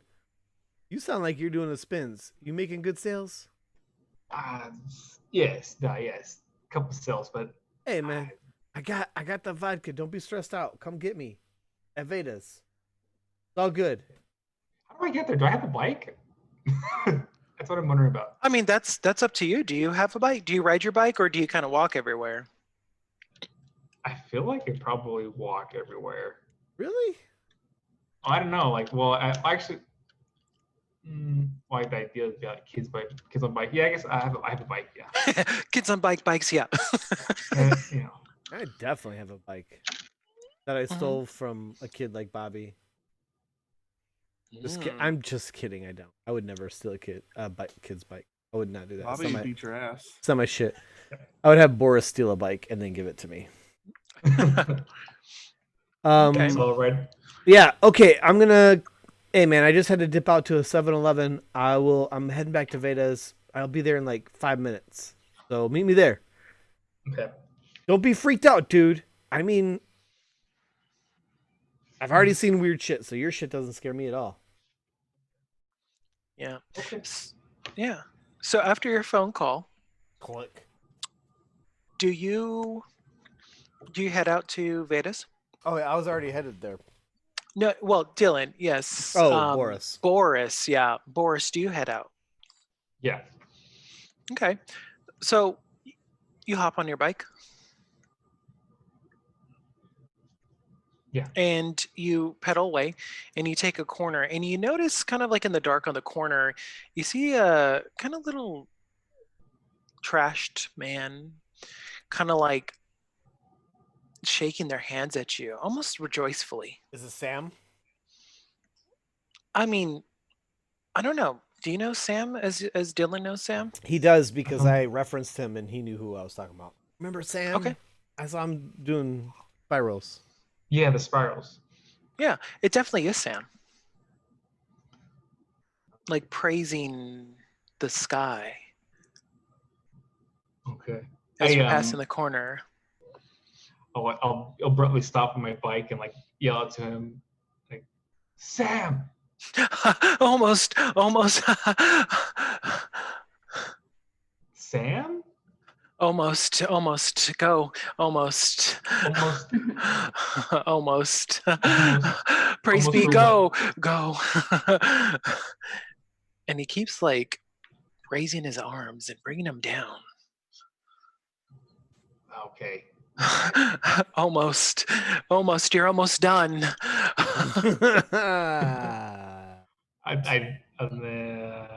Sam, are you okay? Yes. Spirals everywhere. Almost done. And he starts making a circle with his hand around you. Okay. Okay. I was like, okay, Sam. Good night. And at that point, when you say goodnight, have you decided to leave? Yeah. And join Dylan at Yes. Veda's? Yes. So as soon as you do that, he kind of closes his eyes in like a very calm peace. And he just pauses there, still making a circle around you. Fucking Sam. So now we're going to jump back. Danny, you are in your car on your way home because you're going to go pick up Levi. And we have Annika and Bobby having a little sleepover. Yeah, they are. And separate rooms. And Lots of room. And so what's going to happen is we're going to cut to Danny finally arriving to Danny, you're going to arrive to home and you're going to start walking over to Veda's because it's a little bit of a walk, just maybe like 2 yards or so, right? No, I thought we were next door neighbors. You are, but it's like 2 yards worth because your yards are on adjacent side of each other, so it's a little bit lengthy. So you just start walking over there after you park. Do you go inside first to drop off your bags, or do you go immediately to go pick up your Levi? Now think about this choice.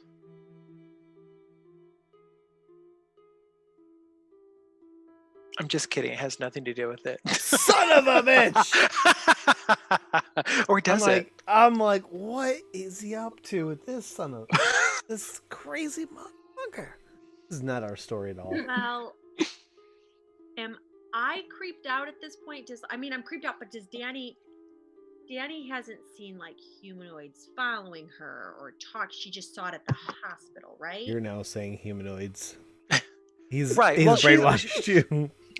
So humanoids definitely were at the hospital, hospital, of course, and you did what you needed to, and definitely was a little bit of a strange night. You heard about, possibly one of the billing receptionists getting it on with James Hemlock. Ooh.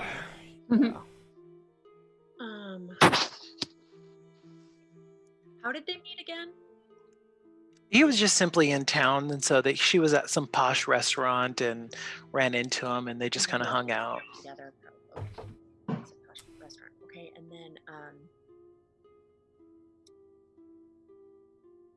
I feel like I would go straight to get Levi.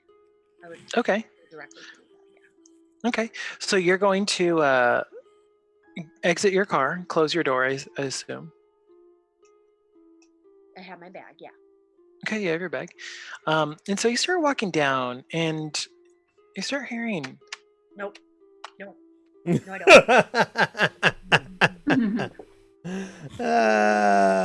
And it's kind of, so you, Bobby, and Veda live in like the same neighborhood, and it's right next to a very thick forest line. There's development within... maybe 2 miles on the other side of the forest line, but you definitely hear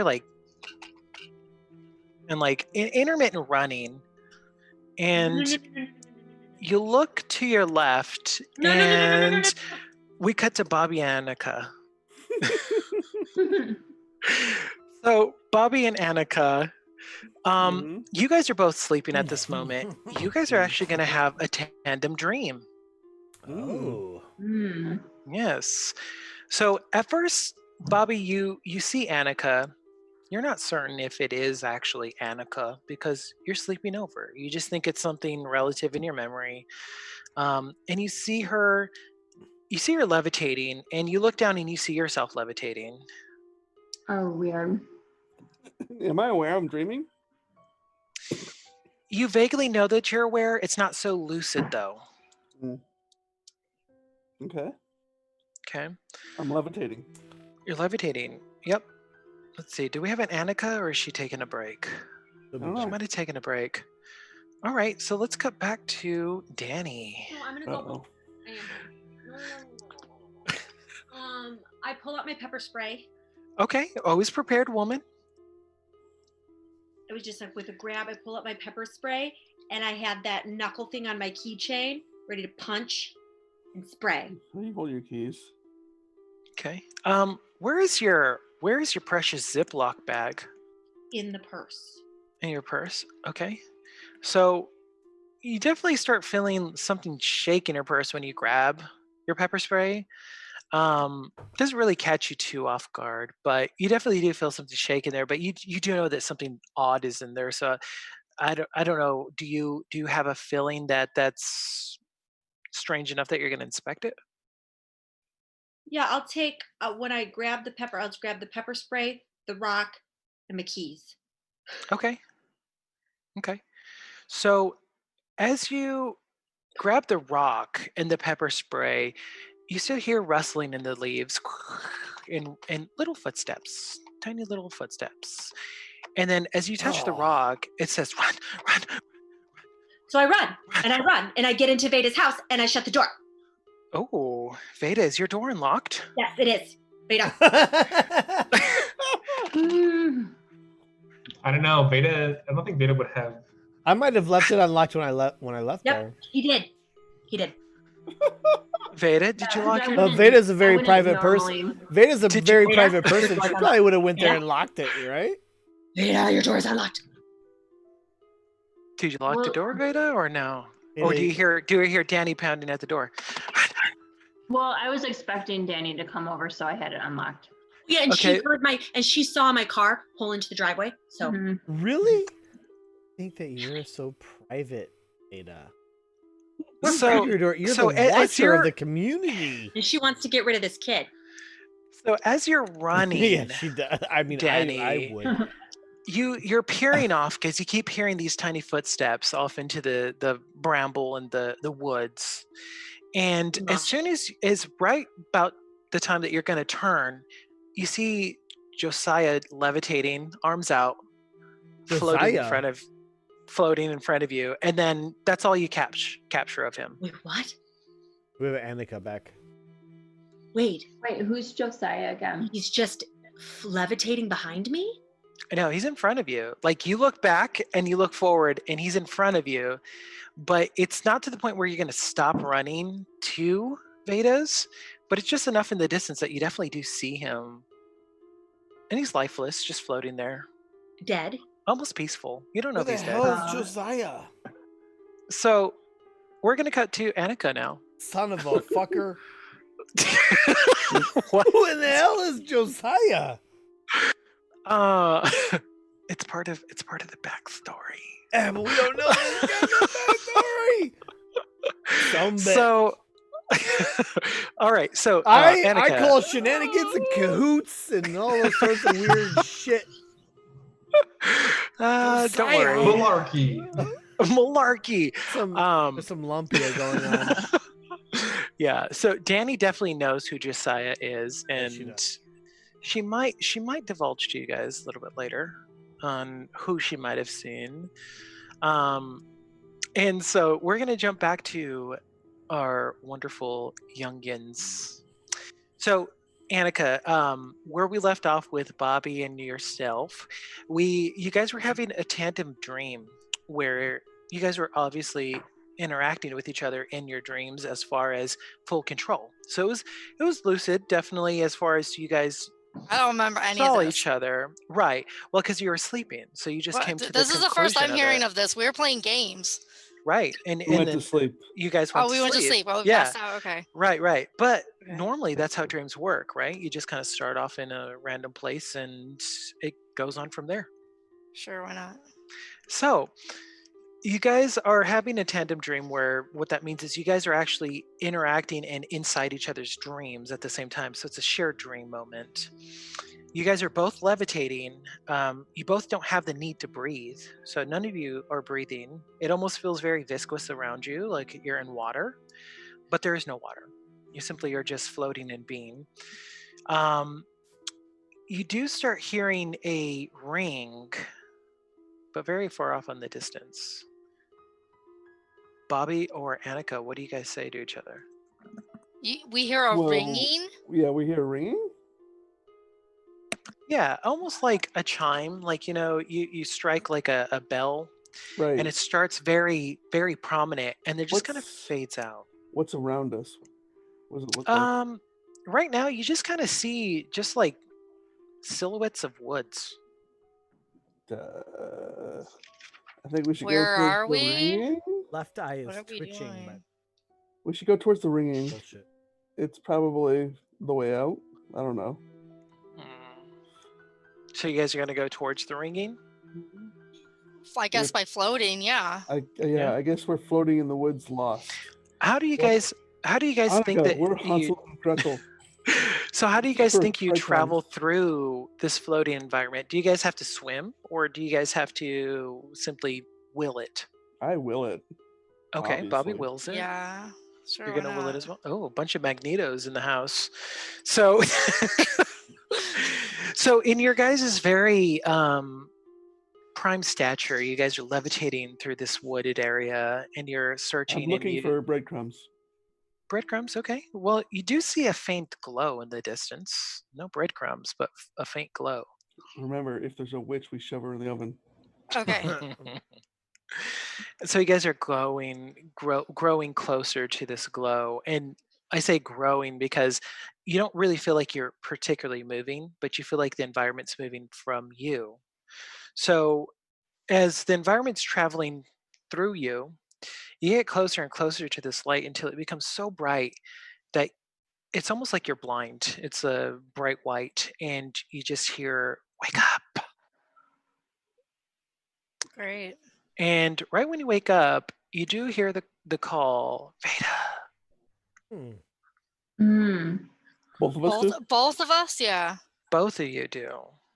But you're in separate rooms. So then you guys wake up, you're in separate rooms. I'm gonna jump out of bed and go to Bobby's room. I roll back over. Nice. And then I try to wake him up, and I guess he doesn't wake up. So. Well, if you come in the room, I'll wake up. I was gonna say he should wake up. I'm not asleep. I'm just like whatever. Yeah, I was just like whatever. Bad dream. Okay, sure. Back to sleep. What do you want, Annika? What? I had this creepy dream that we were floating, man. Floating in the woods? Yeah. And then we went to this glowing light, and then it said to wake up, and then it said Veda's name. Yeah, It was creepy. I had the same dream.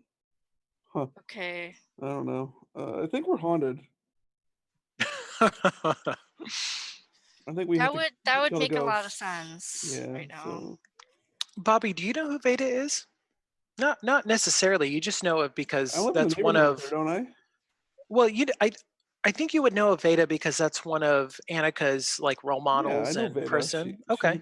She's at the school too, right? Well, no, I think he would have seen her during that parade because Annika ended up on Bobby's. I'm familiar with the karate float. We don't talk, but I'm familiar with Veda. Right, because you cross in front when we run in front of our yard and stuff. Yeah, so you guys both know where she's located and lives because one, you live close to her, Bobby, and two, Annika, I think you probably maybe do some, studies and. Annika, Back up. did you hear Veda? Yeah, I heard Veda's name. Yeah, see, I don't know. It's dark out. We can go handle this in the morning, I think. All right, Probably so better. well, let's go back to bed Okay. with whatever music that is. Right? I don't know what that was. Yeah, I don't know what happened. Sean, what was That's not me. That was like Sailor Moon almost. It was a Are you guys message. Sailor Mooning? It was Yeah, we're cosplaying. indicative of what was going on in that moment, and you had a moment. Oh, we just realized Yeah, like a We can do it pose. we know tomorrow. the same person. hmm I Okay. gave, I Right, gave you Bobby that. said? So you guys are gonna go back to sleep? Mm-hmm. Well, yeah, we're kids. There's I'm not nothing we going can out do during it the like night. Like in the same Yeah. room Yeah. or in separate rooms still? But did they feel like when they said Veda's name, did they feel like Veda was in trouble, or they just heard the name? They just We- heard the name. we just heard the name. Don't worry, they're asking for a nightmare. So we're gonna cut back to Danny, That's nice. and so Danny Danny's and already in a nightmare. right. So Danny's kind of booking it. How fast are you running? That's what you get I for mean, being I'm an a adult that you on- can on be the- up at yeah. midnight. I'm fast. Okay. Right. She's a fast in shape She- nurse. She's an avid runner. Yeah, she definitely puts a lot of emotion into that running, and she's pretty quick about it. What do you do when you see Josiah before you? Off in the distance, not close enough. I shit my pants. Oh, literally. Hmm. No, I Whoa, don't. But that smell.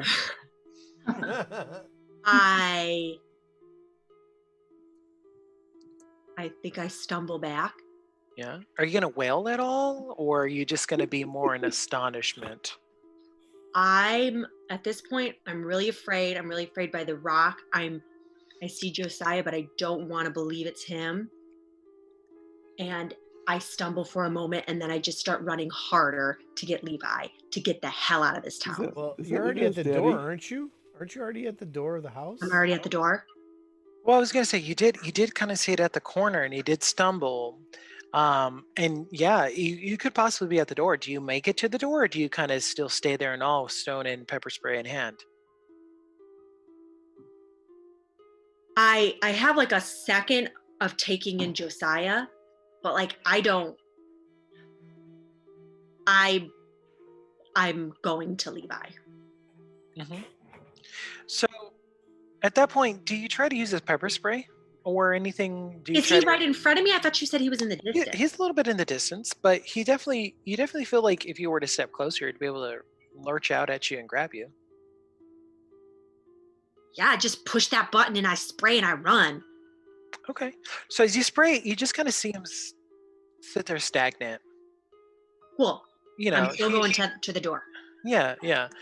And then as you're running up to the door, you get a little sensation from the stone, and it's like a calming sensation. And you just hear I'm going to talk to the stone. okay, that's new. What are you going to say to the stone? That's new. That is Can when you understand the me? GM does You- not know what the fuck. I'm running towards the door. No, actually, I'm going to scream, Veda, open your freaking door, bitch. No, I'm just kidding. I'm going to scream, Veda. Veda, so at this point, are you sleeping, or are you just finalizing your journal entries? Because it No, is she about heard my 10, car, so 15 she's now. at the door. She's opening up the door because she heard my car. We already Well- decided. We already. Veda, is that what happened? Yeah. So wasn't I expecting her to be coming anyway to get Yeah, Levi? right. Because Okay. you know she's being called in, so you know she's going to maybe work like a partial swing shift. So Yeah. Hmm. So I was up. I was just, working on my journal and stuff. okay. So And she's she- opening the door, and she sees me screaming, spraying pepper spray, barreling towards her. And then slams the door shut. I'm like, what is going on? And she's like, this woman is like, Wait, does is Veda the see fastest woman I've Josiah? ever seen. She runs super fast, right? Mhm. Gotta go fast, gotta go fast. Sonic. Sonic. Does Like, Veda what's see going on? Josiah? I want to know. And I'm running so fast, I lift my finger off the pepper spray, obviously, and like when I run and I almost like tackle her to the floor, and I'm like, get the door closed, get the door closed. And I'm scrambling and I'm trying to close the door, and we're locking it and deadbolting it and all of that. Yeah. Okay. What you gonna do? That's what we did.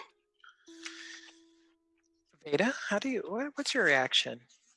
Well, I'm concerned, and I'm like, what is it? What's wrong? Tell me. Where's Levi? Where's Levi? Where's my son? Where's Levi? We have to go. We have to go. We have to leave. We child, can't stay in by the here. way. We have to go. We have to get out of here. Where's Devil Levi? child. Where's Levi? It's a devil. Where's Levi? He's in the living room. Hopefully he's So Okay, so I'm going to grab Levi. devil. well, yeah, you can. I'm just really concerned. We have to call the police. We have to call the police. No, we can't call the police. Why? No, What we need to call the police. happened? I don't know. Something's going on. Something's going on in this town, and I don't. I have to go. Oh my gosh, what if he's still out? He's still out there. I can't go into the car. We have to call the police. I don't know what to do. Well, Did Veda see Josiah? did I see him when? Would he I be opened- like out the window? Can I go look out the window? Yeah, you guys can definitely go look out the window. So I have Levi. But be prepared. No. Veda, I need you to look out the window. Okay, so I go look because that's like my tendency to be like, So I've got Levi. He's asleep. He's asleep over my shoulder. Now, do you have curtains, Veda? yeah, I have curtains and like a shade. Okay. So tell me how you're going to pull back these curtains and shades. So I'm just like, you know. What do I say? It's your story. Okay. So what I'm gonna do is like I'm gonna open the shade with the curtain still closed, and then I'm just gonna like peek through the curtain a little bit. Come on, be a professional sneak and turn the lights off behind you first. Oh yeah, that's like sneaking. That's like watcher you got 101. you got the lights on already, Veda. So you're gonna approach the window. It's gonna be very still, very quiet after that big rumbling that Danny brought into your household. Mm-hmm.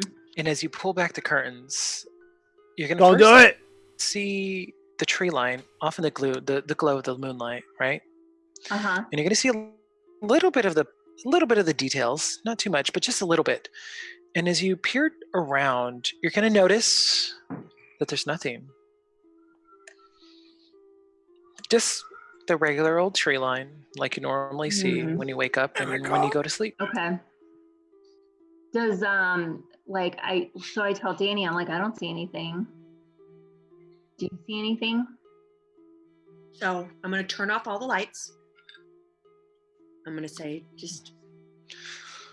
Dude, I would totally Did you do get the it? same thing. I would like turn off all the lights to look outside. That's the best. Yeah. thing. I turn off all the lights and I tell her from a distance. I'm back from the window.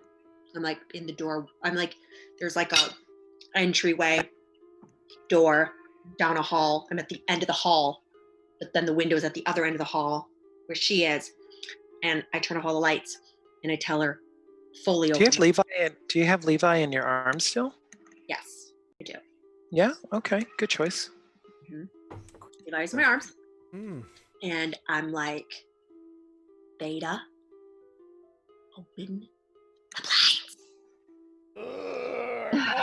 Open the. Okay, so I'm peeking through. Do I see anything? Again, you kind of look around and you just see this wonderful moon glow on some trees. But does she open them for me to see? Yeah, she could do that. if She wants. You Okay. want to open the blinds for her to see? Yep. Yeah. So Veda, you're gonna open the blinds, and as you open, are you still peering outside, or are you looking at Danny with a little bit of wonderment and disbelief? I'm still looking outside.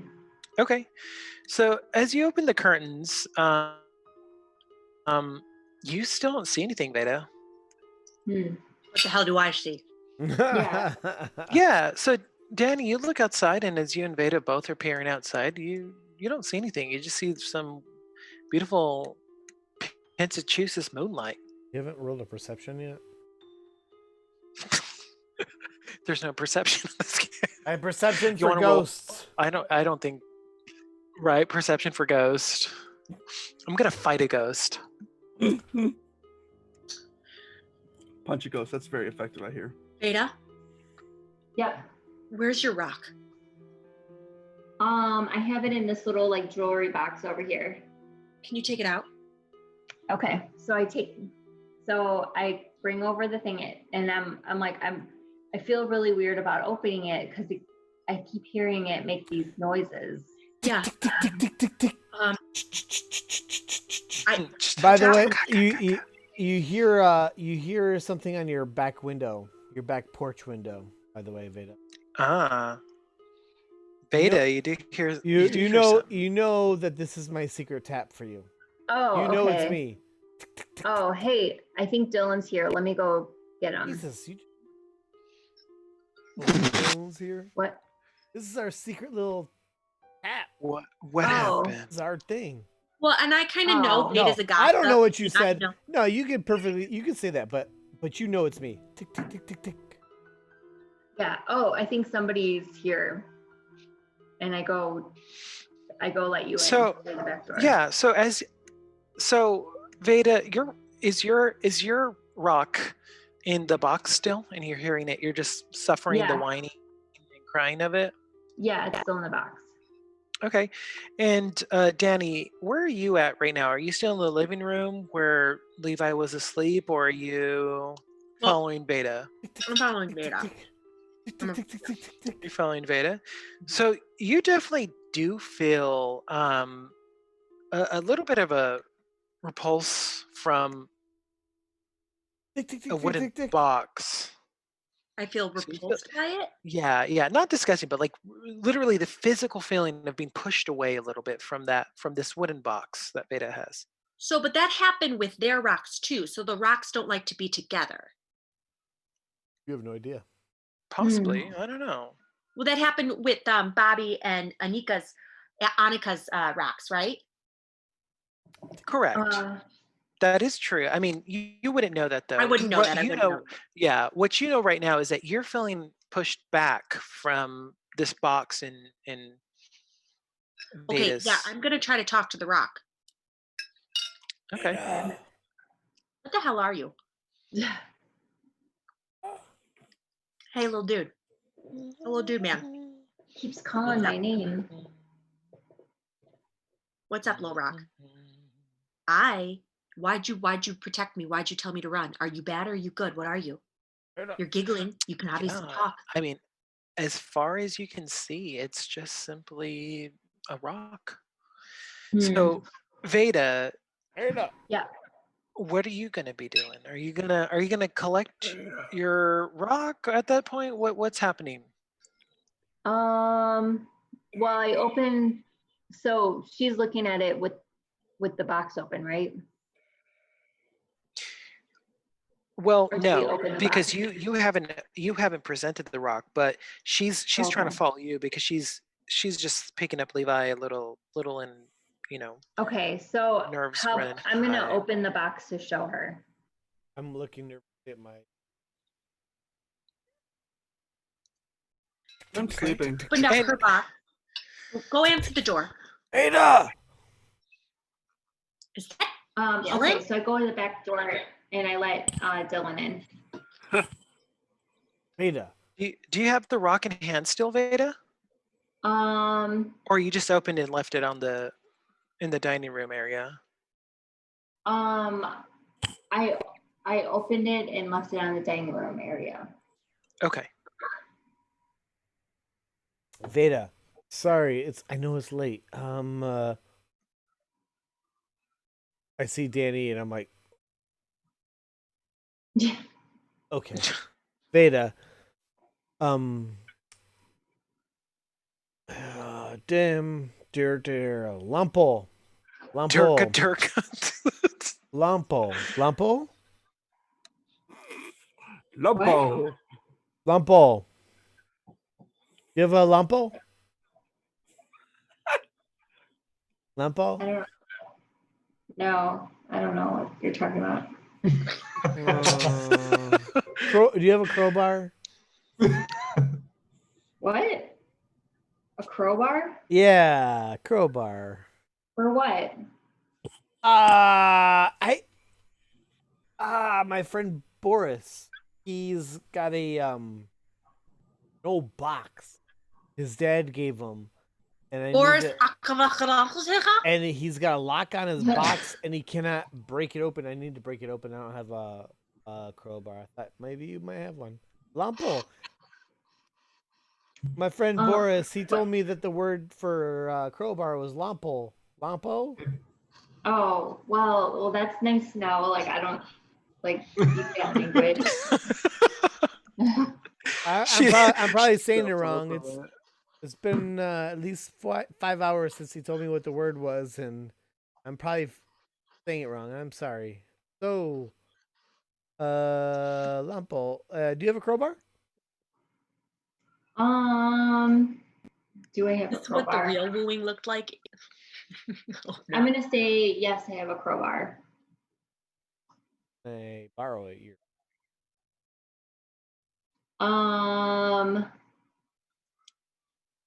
Well, I need some kind of collateral that you'll give my shoes back. Hey, you know what kind of collateral I got. And then I reach into my backpack and grab a little something, and that stupid fucking rock.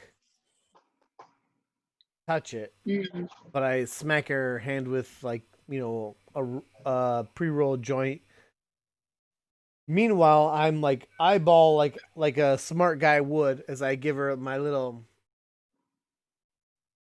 kind of like a handshake hug, looking at Danny, making sure she's not looking at me, passing along this thing. So is it in your garage then? I'll just grab it myself. Dylan, how big are you? Are you like a big guy? No, I'm like a skinny, real pretty dude. Pretty boy, skinny pretty boy. Yeah, but I've got like I'm like the kind of kid that has like cargo pants, jean jacket with all the heavy metal patches all over. I'm kind of one of those kids. But skinny and like pretty. I'm not like unkempt. I'm pretty dude. Just your type. Does anyone feel like we should call the police? What the hell are you talking about? What are they gonna do? Whoa! What the fuck are you guys talking about? I did nothing. Did you see anything? Did you see anything tonight, Dylan? Like, I was gonna say, Josiah? Hold on, know, no. Hold on. What the fuck are you What do talking you fucking about? know, Dylan? I saw your Dylan, kid do some weird Did you enter shit the earlier. house? What? huh? Yeah. So did Dylan enter the house? Enter that. Oh yeah, I was doing this transaction at the kitchen, So where the back door is, right at in the the kitchen. back door, and then you walked in the kitchen. Okay, so this is still in the kitchen, and Danny went to the kitchen, correct? Danny was in the I'm front just room following with the Ada 'cause I'm blinds and the front door and all that weirdness. This is when I Okay. gave like Veda the handshake hug. I passed her the thing and I said, "Hey, is your crowbar in the garage then? Like, tell me where to go get it." And then Danny comes in there out of nowhere, like, and I'm Got like, it. "What? Okay, in so the you guys are fuck still in the you kitchen. talking about?" What do you need a crowbar for? Have you noticed anything? No, you Are there don't any even, people you out don't there? know about crowbars. Okay, well, I see you. Okay, fine, I see you, and I just go, Dylan, did you see anything when you were getting here and going through the backyard, or where did you come from, the front or the back? Did you see anyone? Did you see anything? Have you seen anything suspicious tonight? Bit crazy, Dylan. That might be your type. I kind of look at you like, no. You have seen something. You You have. I can tell you're lying. Nope. I can see it. No. I'm on your side. Mm-mm. Please. Mm-mm. No, you're I'm not. terrified. I need help. I'm also terrified. Ha, I mean, you've seen something. No, I mean, like, I mean, You see, I know about you, Dylan. You're all over the place, seeing all the things, Yeah. snooping and putting your nose where it doesn't belong. And that's great. I love it. Love it. Love who you are. Be who you are. Okay? Hey, you know what? Deal with What your have you seen? kid. Deal with your kid. What have you seen? Your kid's crazy. Did you see a man Nope. levitating out Nope. there, glowing? Nope. Your child, Levi, is his name? If you say anything about Levi, I will blast your eyeballs with this pepper spray. I'll do it. I'll do So it. I think this is where Boris is actually pulling up to Beta's house. Thank God. Boris! No. But I'm looking at you, Danny, and I'm like, and I look at Veda and I'm like, help me. And I'm looking at you, Danny, and I'm like, I obviously don't want to say bad things about your kid, but I obviously feel bad things about your kid. And I'm looking at Veda for like an escape route. I'm like I'm looking at you like Lampo and I realize, and I just go, Veda, where's the rock? I have one too. What do you mean about a rock? The rock, Veda has this rock, and it was. Yeah, I saw going Veda's crazy. rock. I have a rock. I have a rock. So as soon as you guys start talking about the rock, are any of you guys exposing the rock? Mine is still in my purse in the plastic bag, but I'm holding it. You're right? holding it in your hand for sure. I'm holding it in the Right. plastic bag, and I like have Levi, and I kind of hold it up, and I'm like, look, I have one. I have one. And it's been giggling and crying all night. Mm-hmm. So definitely, whenever you show that, you don't feel immediate. Dylan, what's your reaction to this? My first reaction to Danny going crazy is her kid, who absolutely freaks me the fuck out. He's asleep. Well, he's not in the room, and I'm like, you have a rock? And I know Veda has a rock. I've seen her rock, and I'm like, what the fuck is going on? And like, I pull out my rock. So as soon as you do that, you guys are both pushed so forcefully away from each other.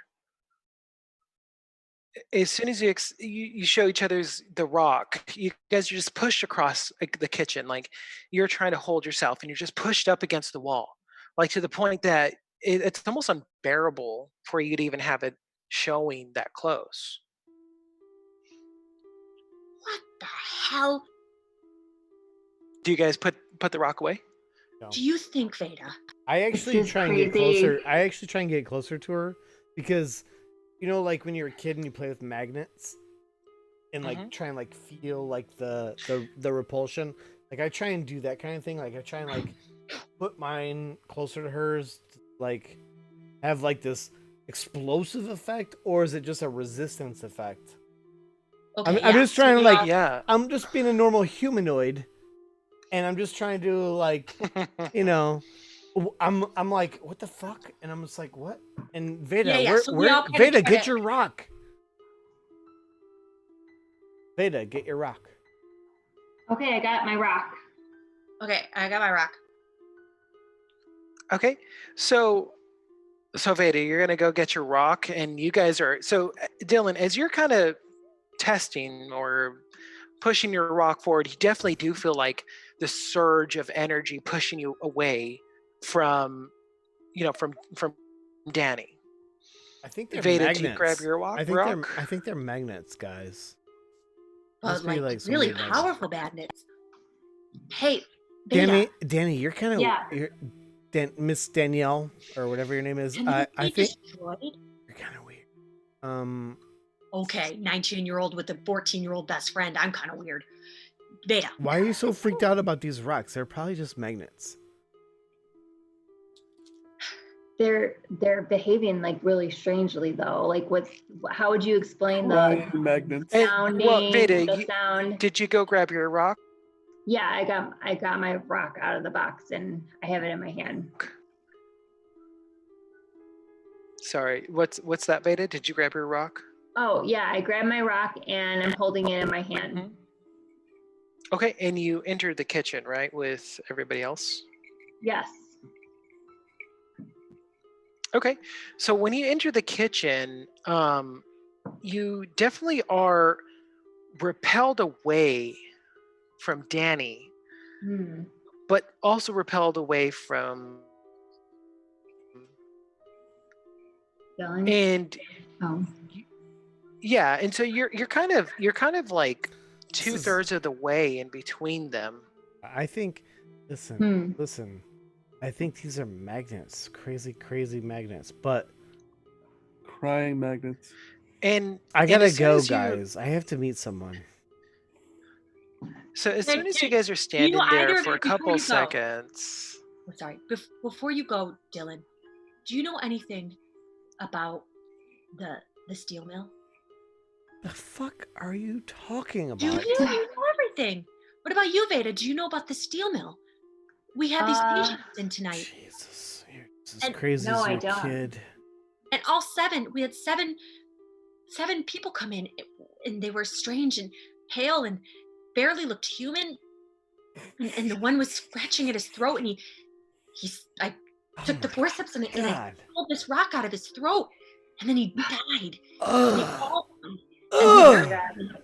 The nurse told me the last time she Okay, saw okay. I've heard enough. was the steel What mill. the hell are you talking about? so you guys do, after kind of standing there for a while, you guys do hear like a very Boris was soft pulling up though, chord. wasn't he? Who was that? Boris was pulling up around this time, wasn't Oh he? yeah. Boris was pulling up. He's probably putting his bike up against the porch. I don't know, Boris. Actually, tell me, where are you entering? But definitely, you guys in the kitchen. While you guys are kind of like trying to recoup what's going on, you guys hear a very low chord, Like, what do you mean? Like a like chord? almost like singing, but a very diminished chord. Well, I immediately assume that I'm the only one that hears this chord because I feel like course. I'm losing my mind already, probably because of the weed. And so I just kind of disregard it in my mind. I'm like, look, Yeah, it's like Windows 97. Just can I kidding. Oh my God. can I just say something real quick? I came here, Veda, for Lompa. You know what I mean? Lol. Can I get that in your garage? The Lompa, the Loopy, Lapa, Lo, Lompa. What is wrong with this person? Veda, Oh. is it in your garage? The Lupa, Lapa. Oh, you're muted. Veda, your mouth is moving, but I hear nothing. It's freaking me out. Veda, Sorry. is it in your garage? The thing I came here for? Yes, it's in the garage. Miss Danielle. I don't know your last name, I'm sorry. Hey, I was here earlier and your child, his name is Levi. Yeah.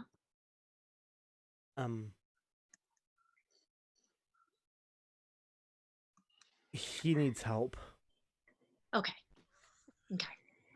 Well, I'll get parenting advice not from the 19-year-old drug dealer. Okay, bye. I'm not a drug dealer. Bye. Go hang out with your 14-year-old best friend. Veda, Go are play. you curious at all what this crowbar's for? I mean, Lompa. Well, let's go and get Boris Lompa. in here Yeah, because it is he's been kinda hanging out. weird. Boris, do you go in the front or the back door? The front door. Hey, does anybody Oh. want to smash their rock with this crowbar? ooh, No, I wouldn't do it. Listen, the crowbar is for me and Boris, and I don't want anything to do with the rocks smashing and crowbars at all. Hit it with the rock. Where's your kid, Danny? Do I walk into a scene where Danny is like holding a crowbar, like, And a child. at the rocks? Did Boris get a rock yet? No. Boris refuses to take the rock that I tried to give him. He kept saying no, yeah. no, But no. I'll walk into the front door. Boris. Oh, hey, Boris. Oh, just That's my boy. Just walked in, huh? He just walked in. Boris! Hey, Boris. Boris! Boris. What? You know Boris? I'm immediately. Are you the one? Are you the one who gave him the alcohol? Is he the one Oh who my get when I God, had to shut pump the your fuck stomach? up. Is he the one? What the hell are you talking about? Boris. And I am kind of cringed out the fact that you just walked in here. I'm like, what in the fuck? This guy's bold as fuck. I love this guy. Well, I You love almost this, killed I Boris. love Boris. Dylan. No idea he has a relationship with Veda, but I'm like, Sleepy Veda, wake up! But I'm like, Boris, let's go. I got the lumpy. The lump. The Lumpy. okay. The lumper. The, The lumpo. the Monteroca. I got it. Okay. The limpo. Let's These ladies are Oh. crazy, Boris. Let's go. I keep thinking you're saying like lumpia, like the Filipino food or something like that. We're definitely saying lumpo. Or lumpy. Okay. It's Or long. limpo. Okay. Get out of here, Boris. Okay. Time to go. I Time don't. to go. Time to this is go. a Time to weird- go. Time to This is a go. weird scene. I use your like synergy As- of coming in to like exit out away from Danny and all of her weirdness. Like, You don't I'm want out, us I'm to out. like stick together and try to. Who in the figure this hell out? are you, lady? Well, we all have rocks except for sweet Boris here. We have magnets. Yeah, so do you guys still have your rocks out, or did you guys put them in your pockets? I have mine. They're all well. It's like in my. I have mine in my Fist hand. covered. Yeah, same. I'm still holding my rock. Same. Okay, so you guys are so definitely it's very kind of difficult for you guys to move from that position. Oh, we're still in the y- kitchen, like Yeah, you're pressed, Danny. You're pressed up against the counter. Dylan, you're against the back door, and Veda, you're 2/3 closer to Danny between them. Mm-hmm. well, And, I'm the one who's yeah. trying to get out of here, so I'm just like, I guess I try and towards Boris and use his distraction to get out. And I don't know, I try and move forward through. Am I repelled back to the I mean, back yeah, door? you can definitely try to move. Or are you trying to go out the front door with? Yeah, I'm trying to head Boris? towards Boris. Trying to use. Okay. I'm trying to like use him as a distraction to just like get the fuck out. Okay, so we're gonna test you for some strength here. Ooh. So as you're approaching Danny, I need you to give me a brawn check. Let's see, and it's gonna be a 6 A because you're brawn gonna check. be brawn, because that's gonna be your strength there. Right.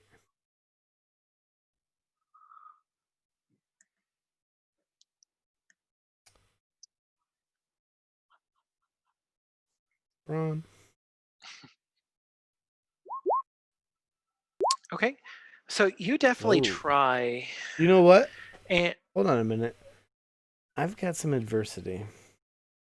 oh, are you gonna use a +1 on that? I have You 2 adversity. Can I use them both? could take both of them, Which would give me +2, which would give you +2. which gives me the 6 to clear. It does. All right, I'm going to use both my adversities. Okay.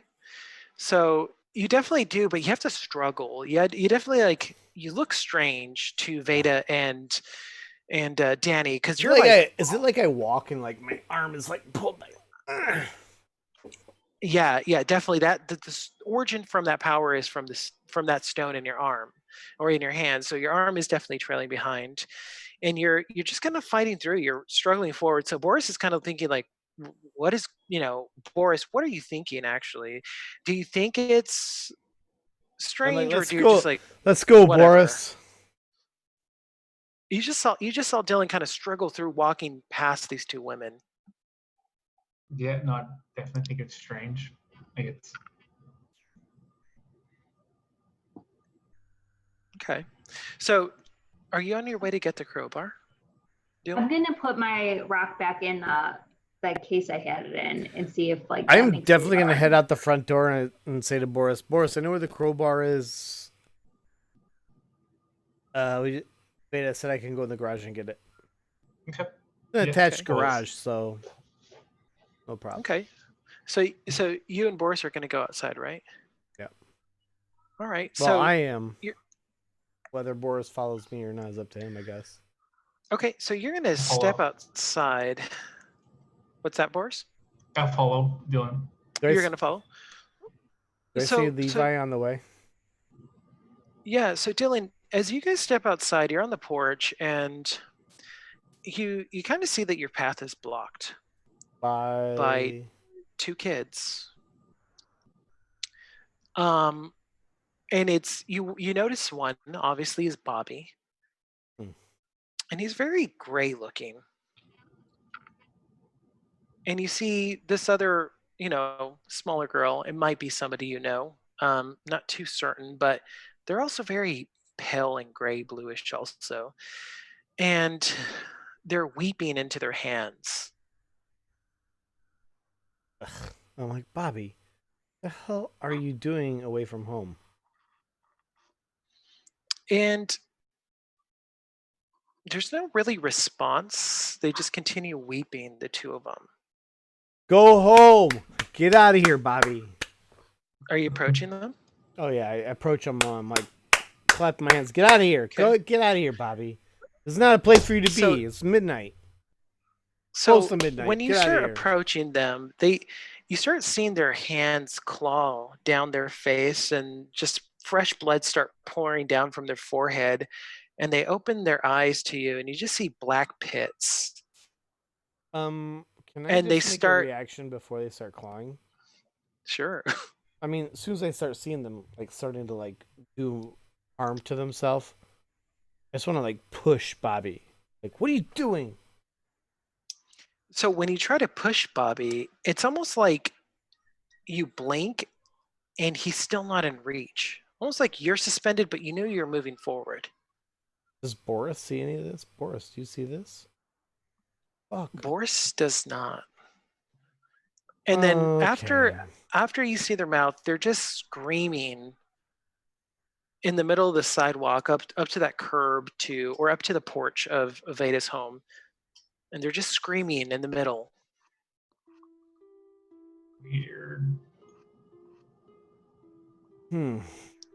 I think I hear the screams. I feel like I need a grit. No, it's a like mute get through scream. This moment. It's just like, what the fuck? Yeah. You can roll a grit. I definitely will say, since this is something that, I think you've had a pretty fucked up day. So I'm going to say this is definitely going to be. I mean, I can handle a lot of shit, but like kids hurting themselves or clawing themselves, or even potentially not kids being there is probably eyeballs. It's probably pretty fucked up for me. Like, yeah. Well, and plus, Bobby, and you're just wondering why Bobby would be doing this. Yeah.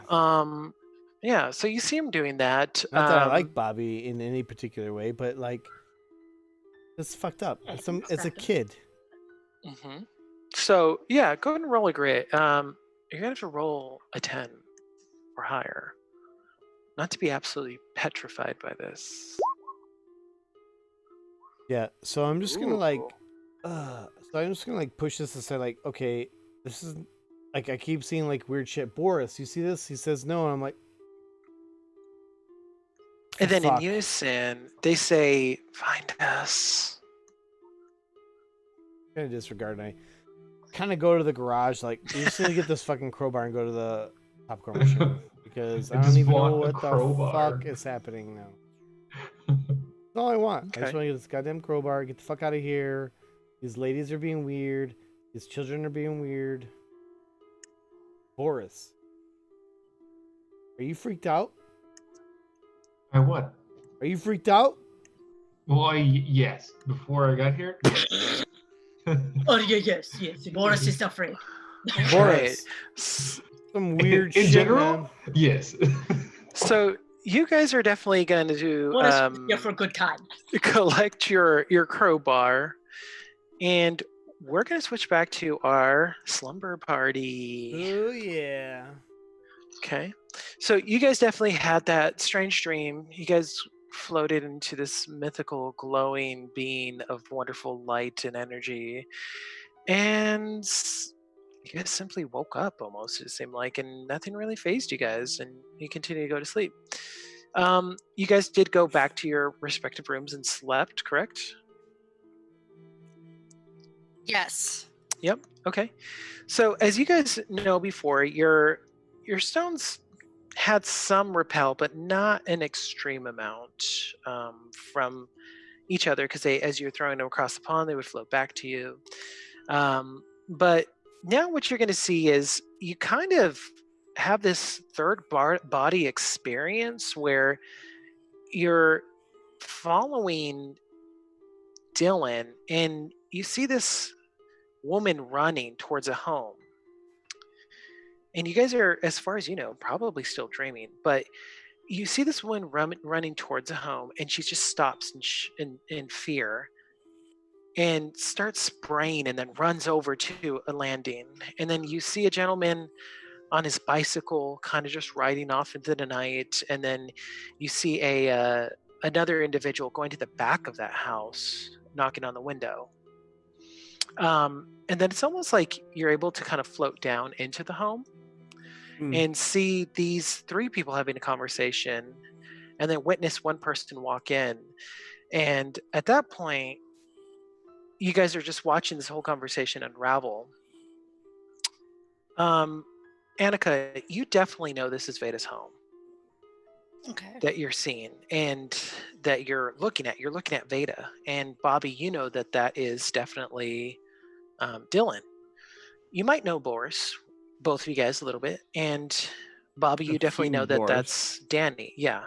So you definitely know that that's Danny, but you kind of know that that's Boris. Annika, you definitely know that that's Veda and Veda's home. Okay. And Dreams are then silly. you guys, huh? I'm talking to Annika. Your dreams are silly. Why are we in Oh. Veda's house? I have no Right? idea. Yeah, and it's strange because you guys are kind of like being taken for a ride. You guys really feel like you don't have control of this. But Right. then you guys, We're like you on know, a tour of of places that were like, okay. right. Listen to So adult conversations, and that definitely not our. correct. So you're like, what are these people talking about? They're fucking crazy, right? They're God, shit stupid. bat shit crazy here. So you guys are sitting there, and you guys are completely still at that moment. You guys are just being drug around. Now, you guys do have something similar to, obviously you guys heard this fourth person experience from Dylan, but you guys are then kind of locked into the ground, and your guys' face just feels like it's on fire, and you're standing in front of Veda's home, and Our you can't faces feel like they're see on at that fire. point. What's that? Our faces You're, feel like yeah, like you feel like your face is on fire, but it's actually the internal part of your face, like it's the bone itself that just feels like it's burning its flesh to get out, and you can't help anything but scratch it to feel comfortable, and you start scratching your face, and Come on. at some point you do see a little bit of your flesh coming down onto your skin, What? but you really can't see anything because you're still in a third person view. What the hell? Wait, is this Wait. a dream? What's that? This is his dream. This is Annika's and Bobby's tandem dream. I'm gonna force lucid dreaming. Do you guys want to do you want to roll a grit to see if you guys can snap from it? Yeah. Yeah. All right, so I'll go both give you guys a modest grit because that's a nightmare. You guys got to beat a 3. Well, that's smart. I beat it by 1. Let me see. God, I rolled Grit. horrible. Oh, excellent. That was fate. So that was Yay. absolutely like gut wrenching for you guys. You guys literally just assumed that it was not reality. So as soon as that you guys woke up, potentially wet your pants. I don't know what you kids do, but you can tell us, but you definitely feel that as soon as you were scratching at your face, you just kept hearing the scream, go to them, go. And that's almost what you're trying to claw out of your face was that word, go to them. Are they bleeding? Is he bleeding? No, none of them are bleeding. All right, I will get up and go over to Annika's room. Ooh. Nothing like that, perv. Oh, I'm sorry. Jesus, we're like kids. Stop. Oh, we're like kids. I mean, he does hang around with 14-year-olds, so Yeah, that's true. yeah. He didn't Yeah. punch a 19-year-old in the nuts and then also say something about his right hand being girlfriend. His girlfriend. You are advanced children. Fine, whatever. Anyway, I'll go. So, I guess we're being dream terrorized into going into, I don't know, Veda's place? I guess so. How are we gonna sneak out of the house? Are we leaving? I mean, I don't think we I can leave. mean, I'm pretty sure your parents are dead asleep, to be honest. Getting out of the house is not the problem. Getting there is. There's no Jarvis to drive us. Yeah, Jarvis hasn't returned. I mean, I've got those BMX bikes. I mean, I guess we could like.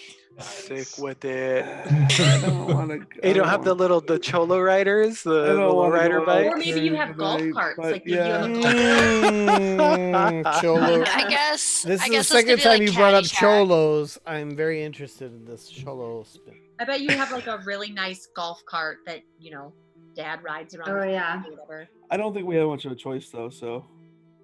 Can we drive a golf cart? You probably could drive it. Yeah, you can. I mean, I can figure it out. Bobby can. I probably can't. You know how. Women drivers. Whoa.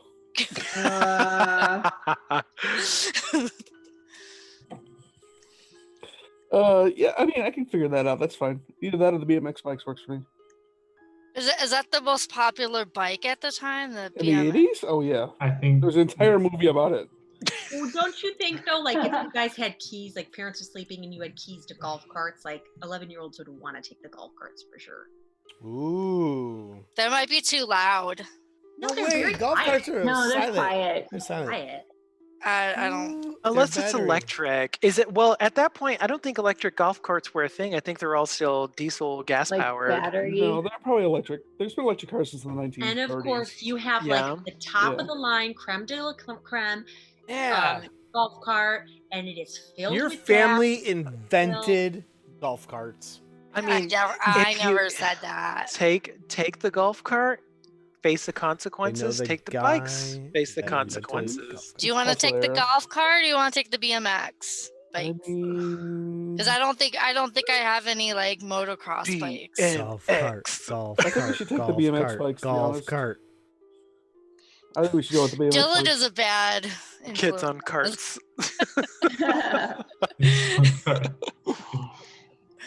Do you want to drive? Or you want to take the BMX bikes or you take the I was bike? thinking the BMX bikes, but we can take the golf cart. Well, the golf cart holds like 4 people, so Mhm. It's true. It also is a limited battery. Right. Test the golf cart. well, Veda, Let's- the house isn't too far because you don't live. Let's take the bikes. Okay. We're Yeah, taking let's take the bikes because you don't live too far away from me, right? Because you just run over and hop the fence like a freaking ninja. So Little ninja kid. You know, when I'm a DM, I do all these little weird tally marks for like bad guys and weird shit, you know. But these days, I tally mark against you to Quad and Chris. How much more fucked up shit is it gonna add? And I make know. tally marks so that when we get back into D&D, bro, you're fucked. You're gonna give me It's more what nightmare that's gonna fuels happen. tonight. Uda Quad's gonna So- get it. Like, Let's see when I get on All that right. on that cart and test it. Yeah. I mean, Just don't do it. Just take the bike. It's either way. It's, are you going to take the bikes and take the consequences, or take the cart and take the consequences? I don't have consequences unless it's bad grades. Remember, Fucking care. Consequences are never bad. I never said consequences were bad. They could be positive consequences. Listen, we're just taking the bikes and let's go. Let's move this story along. Okay, so you take the bikes.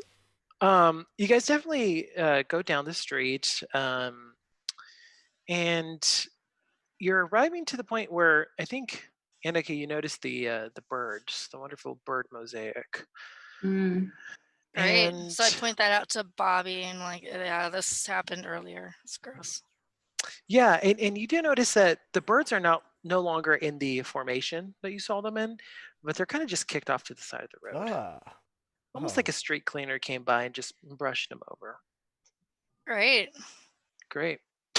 So you guys are approaching Are they the a corner. particular type of bird, or just bird? Or It was actually a mixture of birds. robin? There's some like little small brown birds, some robins, maybe one or two black crow-looking birds. Not as big, but maybe they were pigeons. Mm. Yeah. But yeah, they definitely had their little montage, or not montage, but their little monogram that they made out in the street. And so you guys are gonna be coming up to Veda's house. And Danny and Veda, you guys are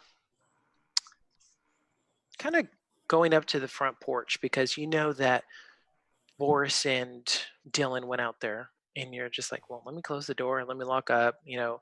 Danny, I don't know if you feel like you want to stay the night by yourself at this point. I want to have a conversation with Veda. And she's psycho. Veda, Yes. are the doors locked? Yes, and the blinds are closed. Okay, I'm gonna go. Danny's gonna kill Veda. I'm just calling it. I lay Levi's gonna kill everyone. I lay Levi back on the couch, and on the other couch, I have Veda sit next to me. And like, what do you think's going on, Danny? This is like just weird. Well, at the hospital tonight,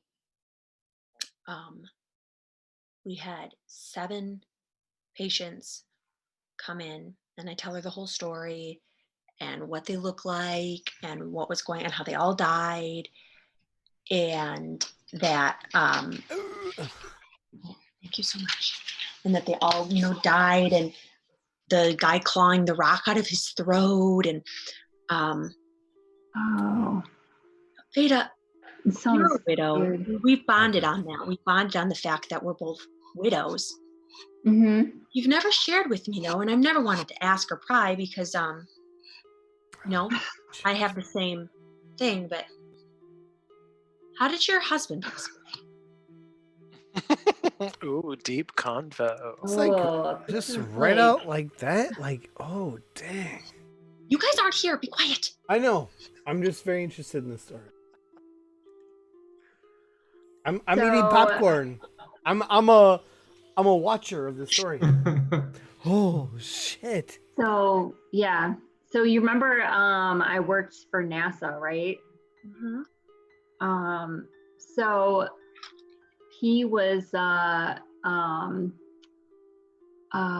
what do you want to call it? Like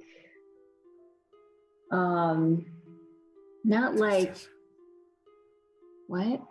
Astrophysicist. I thought you were doing that popcorn speak. I am. Oh. Astrophysicist. Say it. I know it's true. So he was kind of like an endorser of the missions and kind of a contributor since he was like independently wealthy. So so he was very much involved with the different projects and missions. And one day there was this horrible accident that happened. And he got trapped in the centrifuge machine, and It's Was fun a- as acid and cotton It was a candy. fucking. Must have It was been a ripped pancake. I like it. I like it. Continue. Continue. and unfortunately, the restraint mechanism failed, and he was thrown from it, and he hit his head, and he just died right there. What was that noise? I'm so sorry. That was good. That's good. Nice. Yeah. Little flashback there for you. But I tend to believe that the failure of the restraints was not accidental. I feel that somebody rigged those straps. Why? What did they have against your husband? Well, I don't know if it was necessarily intended for my husband. I think maybe it was intended for somebody else, and he just ended up being in the wrong place at the wrong time.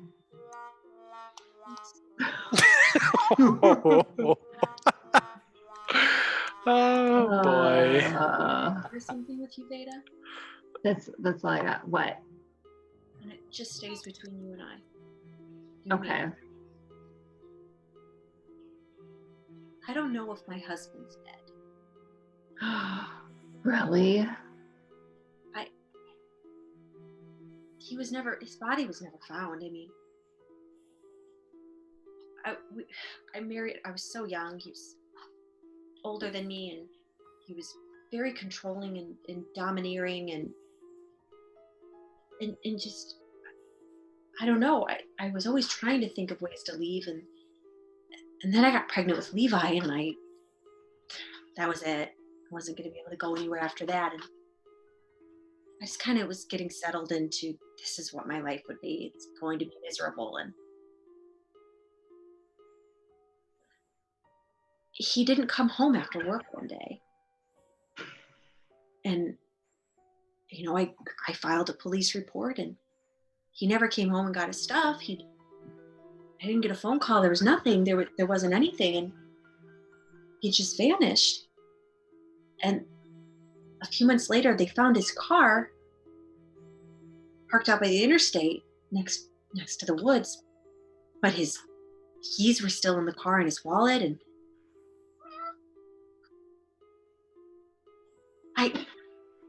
it took me years to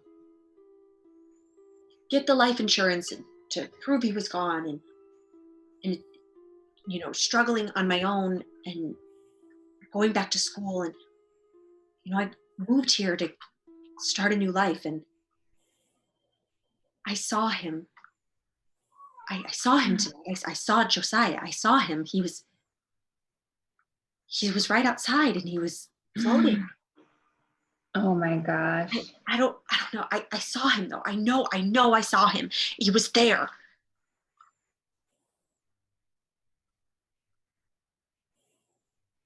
I'm really scared. I don't know what to do. What do I call the police on my supposed to be dead husband? What if they take all my life insurance away? I didn't do anything. I didn't think I was lying. I thought he was dead. He's been gone. We were supposed to support ourselves. No one's going to take your life insurance away. But what if he couldn't be here for Levi? What if he's going to take Levi from me? Well, I won't let that happen. What? I was just about to say, yeah, you guys do hear something. Shout at you. Oh, Jesus. And you do hear, go to him. Oh, well, I run to Levi. Do we both hear it? Yeah, so I Danny, at this time, I think you still have Levi because you've been so riled up that you have Levi in your arms already. I'm so mad at you. But you do hear, go to him. Oh, Go do to we who? both hear it? Yeah, both of you guys hear at that time. Go to who? Oh, What's that? they both hear it. Go to who? Yeah. I mean, at this point, you kind of feel like the only him is, Is it the capital HIM? no, it definitely is just kind of like you get the sensation of that, Dylan was getting too far away from you guys, like both of you guys, Dylan and Boris both. Like you just Oh, like okay. you kind of felt comfortable while both of them were around, but not you couldn't explain it. But you definitely do feel like when it says go to him, you feel that's where they're talking about because that's the last person you guys seen of that would be referred to as a him. Okay. Mm-hmm. But then she was just talking about Josiah, so Yeah, That's would we be like, correct.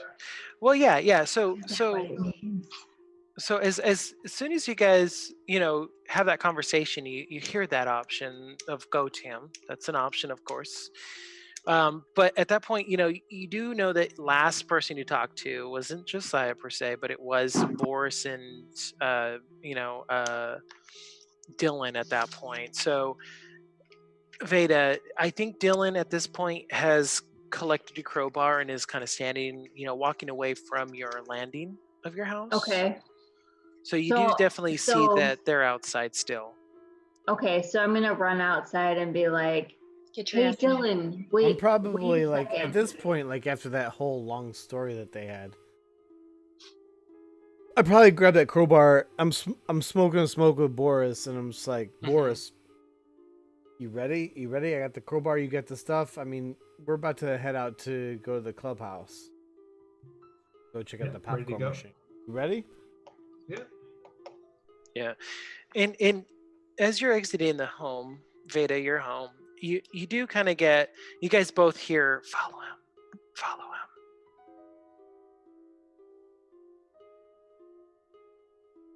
Okay, so I feel like we should follow. I say to Danny, I feel like we should follow him. I have Levi. I can't just like follow him in like. I mean, you do have other neighbors. I only know What? him. You have Mr. Rogers. Hell no. Rogers. You could bring Levi. So at that point, while you're deciding what to make of this, Veda Real and parents Danny, be like, No, I can't do that.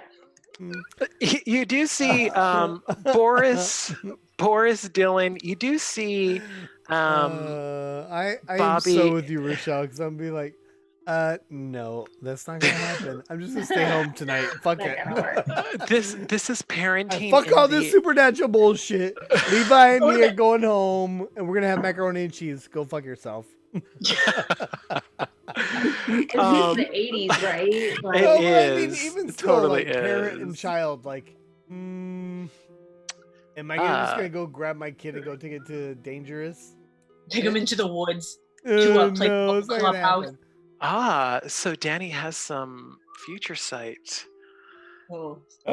So Bobby and Annika, you guys are rolling up on the house of Veda, and you see Boris and Dylan having a cigarette, kind of like on the corner, talking about whatever. You don't know yet. You're just approaching. Veda and Danny, you guys are definitely coming out of the house. You guys just have definitely heard, some mysterious voices, something that said, go to him and then follow him or follow. So you guys are still trying to make sense of that. But Annika and Bobby, what's your guys' first impression on seeing Dylan and They're Boris? on bikes, right? Hey, losers, we're here to save you from Wait, the they're on bad bikes, things. right? Yeah, we're on Yeah. BMXs. There are kids on bikes. BMX bikes. As soon as And they're then close Boris is on enough. a bikes too. I call you losers as we're approaching. I said, hey, losers. As soon as they're we're close here to enough, I save put you. my foot on the front tire of Bobby's bike to stop I him. bunny hopped the bike onto his foot. Okay, so we're gonna Roll for have that. some. You got to roll for that one. We're gonna have some contested rolls here. Let's see. We got Dylan versus What the hell with you, Bobby. Bobby? Some bullshit. So let's see, Dylan. I definitely am gonna say both of you guys are gonna roll your flight against each other. Bobby, Flight? as a child, yeah, flight. As a child, you get +1 to your. I would feel like I'm more child. like a brawn. I mean, it might Do be. you really want to challenge me in brawn? We can do brawn. Yeah. Do you want to say brawn at that point, or are you guys gonna get I to that point? am using brawn to put my foot on his front tire to stop him in place because I just saw a weird fucking apparition of Bobby. So I'm like, I'm immediately like, whoa, who the fuck? What the I'm fuck? using my brawn to pull the bike up into the air real quick. Okay, so we'll do brawn against brawn. So, Bobby, you do just get your normal brawn, and Dylan. Prepared.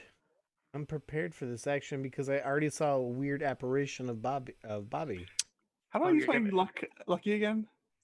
So, are you gonna? So, if you're prepared, if this is a prepared action, then what you would do is you would take half and immediately roll a 5 What? with a prepared action. That's all they do. What's lucky do? No, I don't want that. So, lucky will allow you to re-roll. Let's double check. And throw a tampon at Bobby's face as he. No. Ew. Yeah, so you can. So, Bobby, you can Throw the items I keep in my backpack. And then I can choose the re-roll if it's like not good. Better Right? be new. Correct. So you can and spend sealed. It's in a 2 wrapper. adversity wrapper. with Okay. 2. I'll re-roll that. Okay, so you're gonna spend your 2 adversity tokens. I don't have that. All right. No, yeah, you gotta keep that. Why do I roll so low? Why do the bad. quantum waves hate me? Like It's I got a D20 in this. You just gotta role play it out now. You gotta just give them that nasty attitude. So So I put Bobby, my foot on your tire and I stop you. And I'm like, whoa, what the hell are you kids doing out so late? yeah, and Get so Bobby, your freaking foot off my and- bike, jerk! You could have made me flip over the handlebars. The last time I saw Okay, you, everybody, stop fighting. hey Bobby, the Uh, last time I saw you, you were peeling your face off. So go, Yeah, that happened. go F yourself. It's still here. Just pointing out my face is still here. Why Don't are you you here? thought- It's late. Don't Stop you- We doing had the that drugs, creepy man. dream when we were peeling our faces off. That was creepy. He What? doesn't know that. He just does a lot of drugs. Oh, that too. Why are you guys here? It's so late for you. We're here to save your ass. Listen, I need to get the fuck out of here because You're about to have bad things happen to you. listen,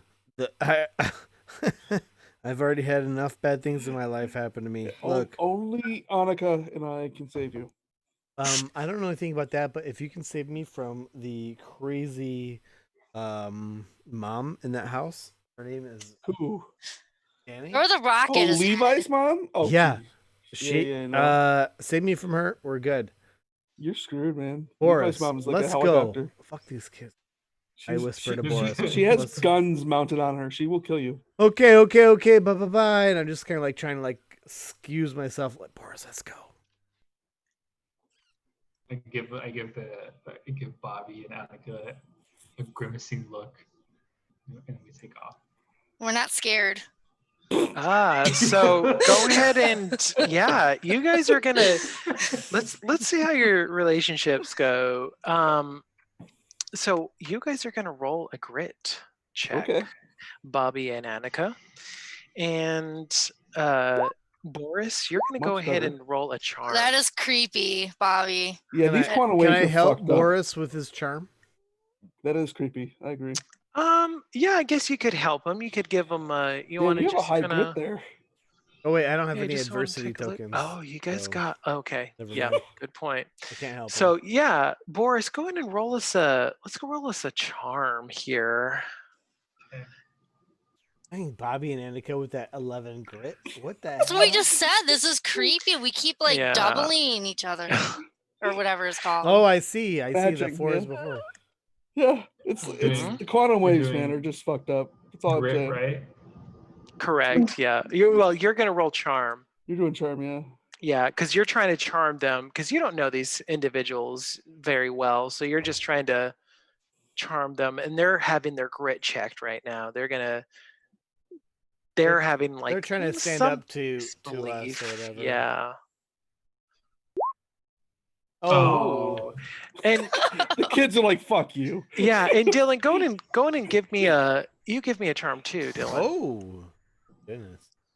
Kids, look, it's not safe. You got to get out of here. Okay?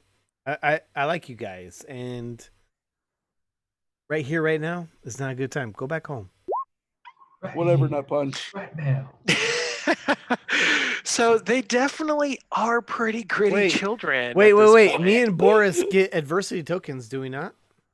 You do, since you both failed. Boris, why don't I get an adversity token for the thing, by the way? For what? For the bike thing. For the grit thing. Didn't you get an adversary token? Because you failed your leap. Bobby, add one from the parade. You should have one. Boris, you get an adversity token for your fail. I get one. Nice. How do I add that? I've added it, Boris, for you. Okay, cool. Yeah. You'll note that Chris is a very controlling GM, and he does not expect you to edit for yourself. He will do it. No, it's all role play. So if you guys just want to relish in the role play, just sit back, relax, and enjoy the nightmares. I am dressing on a salad, and I am in it. just roll with the nightmares, damn it. I am fucking in it. I love it. Okay. All right. I'm like, so yo, hey, and I just feel like these annoying kids, like I really want them to be gone right now. And I'm like, hey, you gotta go. Look, it's really fucking creepy right now. Bobby, take your girlfriend Annika and get out of here, man. It's fucking nuts. Listen, man. Before Veda and that Miss Danny come out, we gotta go. I'm going with Boris. I'm gonna go into a place where you shouldn't be. I know you don't believe me, but we believe you. Oh, we believe you. We believe you, Dylan. Don't come with me. Dylan. I don't think we have a choice. I think we're supposed to go. Yeah, you're gonna die if we don't go with you. I like nervously light up a cigarette. I'm like, look. Seen a lot of fucked up things tonight, and this is not the time. If you're gonna come, then fuck it. Boris, what do you say? I think backup would be good. These kids, they're like fucking nothings. That's just what he's just like, okay, like these are backups. You know, because I saw a lot of weird things in the forest. So. I feel like this is probably like your past. Like, this is how I grew up. All right. Well, Boris, you're one weird fucked up Back dude on the too. potato Let's farm. go. And Okay, so you guys are deciding to go? I toss my cigarette and I let up a spins. Fuck it. I just let up a spins. I'm like, let's go. He's kicking a spins right now. Dang. All right, so drug addict. The police say that's bad. I don't even nice. Care. You kids don't know the difference between scary movies. You kids don't know anything about between cigarettes and anything else. I don't know. I feel like Bobby's parents might.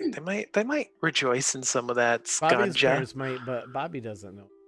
No, I don't know. Maybe Bobby. The difference between a cigarette and a joint. It is dark. I know the chemicals in each of them. Oh. We're talking the war on drugs in the 80s with Reagan. So there's all those commercials with like brains or eggs and frying pans. Oh, I remember that.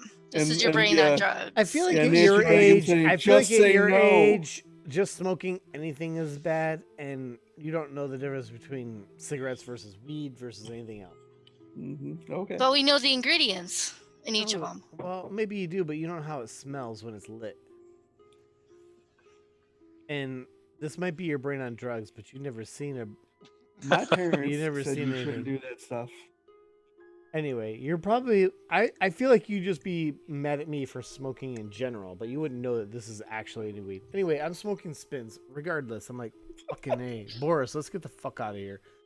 All I want to do is get the fuck away from Veda and Danny. They're fucked up. So at that point, Veda and Danny, what are you guys gonna do? You guys just had you had this great conversation, built some great sisterly bond. And you guys got a little closer as friends, know each other a little bit more. But what are you guys doing? What is your feel on this? I mean, truthfully, I think we both would just like to go to bed and like pretend this never happened. You guys can do that. But I mean, I'm gonna ask her. Game over, by the way, if you do that. No. Obviously it's not gonna happen. He's not gonna let that happen, but I'll let you guys sleep. And then Freddy Krueger.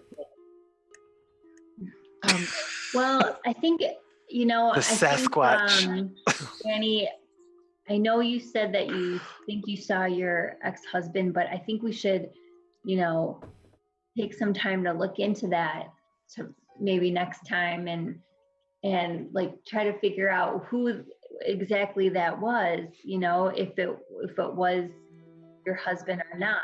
Do you want to go out front and check? Do you have a gun? I don't want to do it right now. That sounds scary. I mean, we should. Well, what do you mean next time? Next time he's around, I'd hope he's not tomorrow. Tomorrow during he's kind of out there now, don't you think? I don't know. Should we go out there? Well, do you have a gun? Do you have anything? He was a very violent, angry man. I could get one of the gardening tools out of the shed. Like I have a handgun. Something. I have a handgun in my closet at home. It's in a safe. I mean, it's in the safe. I mean, do you though? I have a little handgun. I do. A small handgun? I don't know. I did. I got it, but I keep it in a safe. Oh. Okay. If you do, bring that. You got Levi with you. Well, yeah, I wouldn't want a gun with. Don't make me choose. Oh. Don't make you choose what? I don't get it. Nobody gets it. I just make sounds to help with the narration. Right, with the narration there. Oh, oh, Well, I don't feel right having a gun and having my son. Right. Well, because you will have Bobby and whomever that you're possibly going to adventure with. I mean, are you just simply afraid? I mean, because how are you going to get the gun if you have to go outside and possibly face Josiah? I was hoping that she might. She's Miss NASA, tough chick. I was hoping she might have. I think some things are getting to her though. Veda seems to be deteriorating her logical aspects on a lot of things. Yeah. Do you have like a mini lab in your home? Like we can maybe find out a little bit more about these rocks? Can we put them under a microscope? You would have microscopes and stuff. Sure. Yeah. Yeah. So, or is there like a lab nearby? Wasn't there like a lab nearby that has all that stuff? Yeah. Yeah. So you definitely at home, since I'm like the STEM coordinator from the school. Yeah, so you definitely do have access to like low level, microscopes and things like that, but they're not really necessarily something that you would professionally take seriously because it's for educational purposes. But you definitely do know that James from the clubhouse, James Morgan, has James does have some high-powered microscopes. Okay. Where does James live? James Morgan, if you don't remember, is happy campy smile man of the clubhouse. With the popcorn, was he the one that Levi and I went up to? That is the exact same one. Where does he live? Well, you frankly don't know where he lives, but you have to imagine that he lives somewhere in the nicer part of town. Wouldn't Veda know where he lived? No, because strangely enough, he doesn't have a wife or kids. Oh, we're not going to that guy's house. Screw that. Mhm. I mean, you always know he's at the clubhouse, though. Well, with his microscope? No, but you know he could give you access to his lab.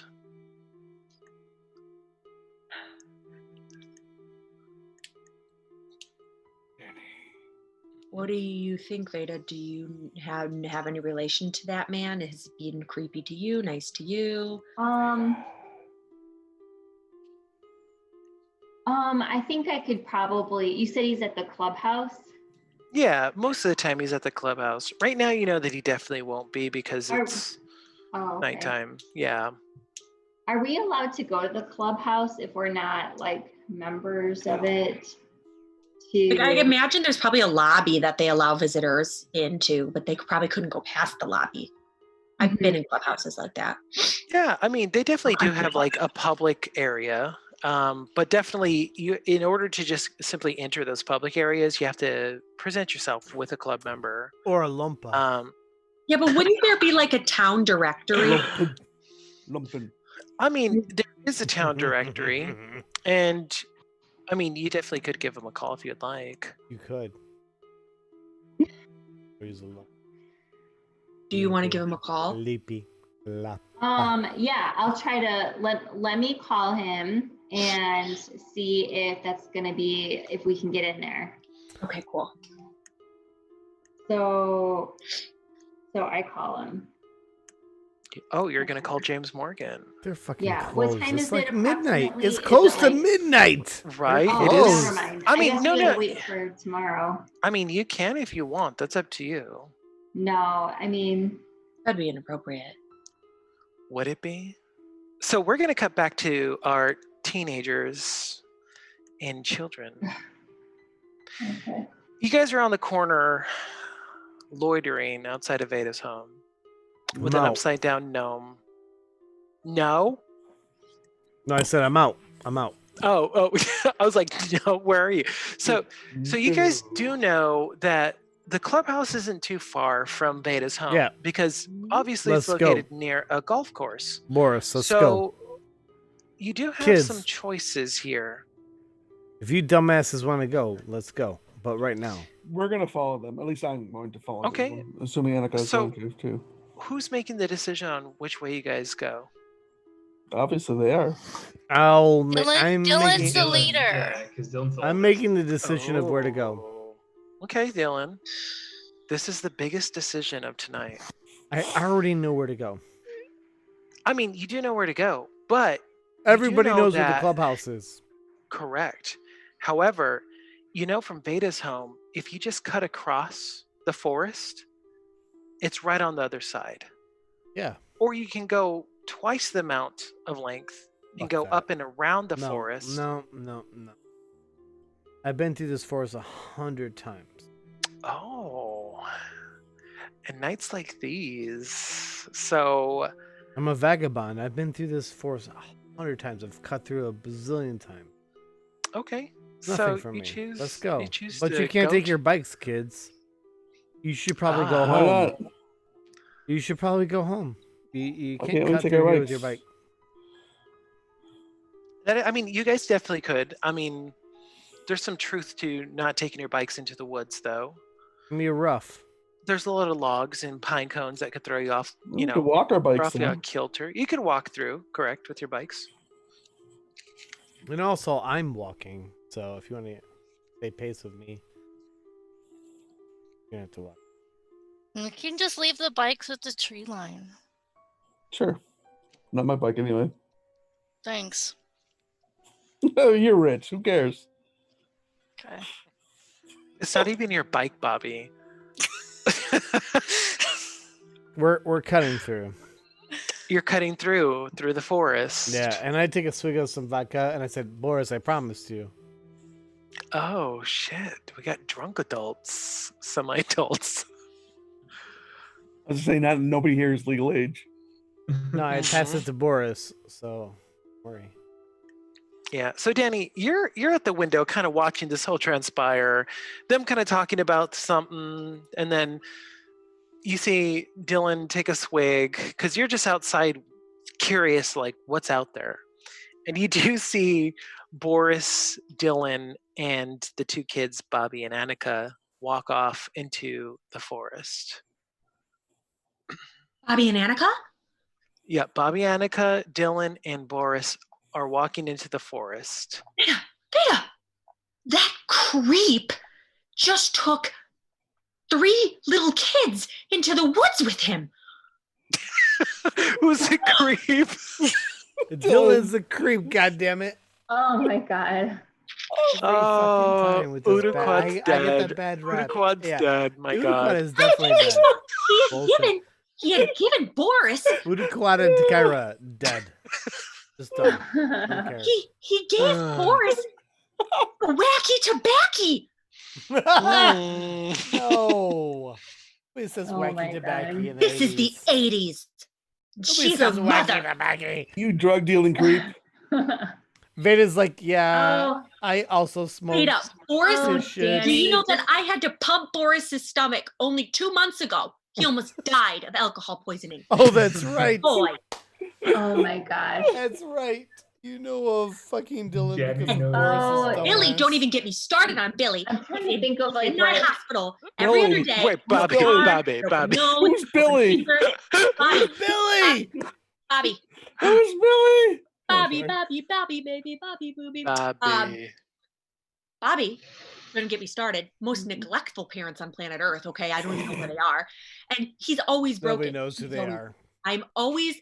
He's always got a broken arm, broken leg, broken toe, broken nose. He's always sprained sleeping over ankle, at chipped Annika's tooth. house.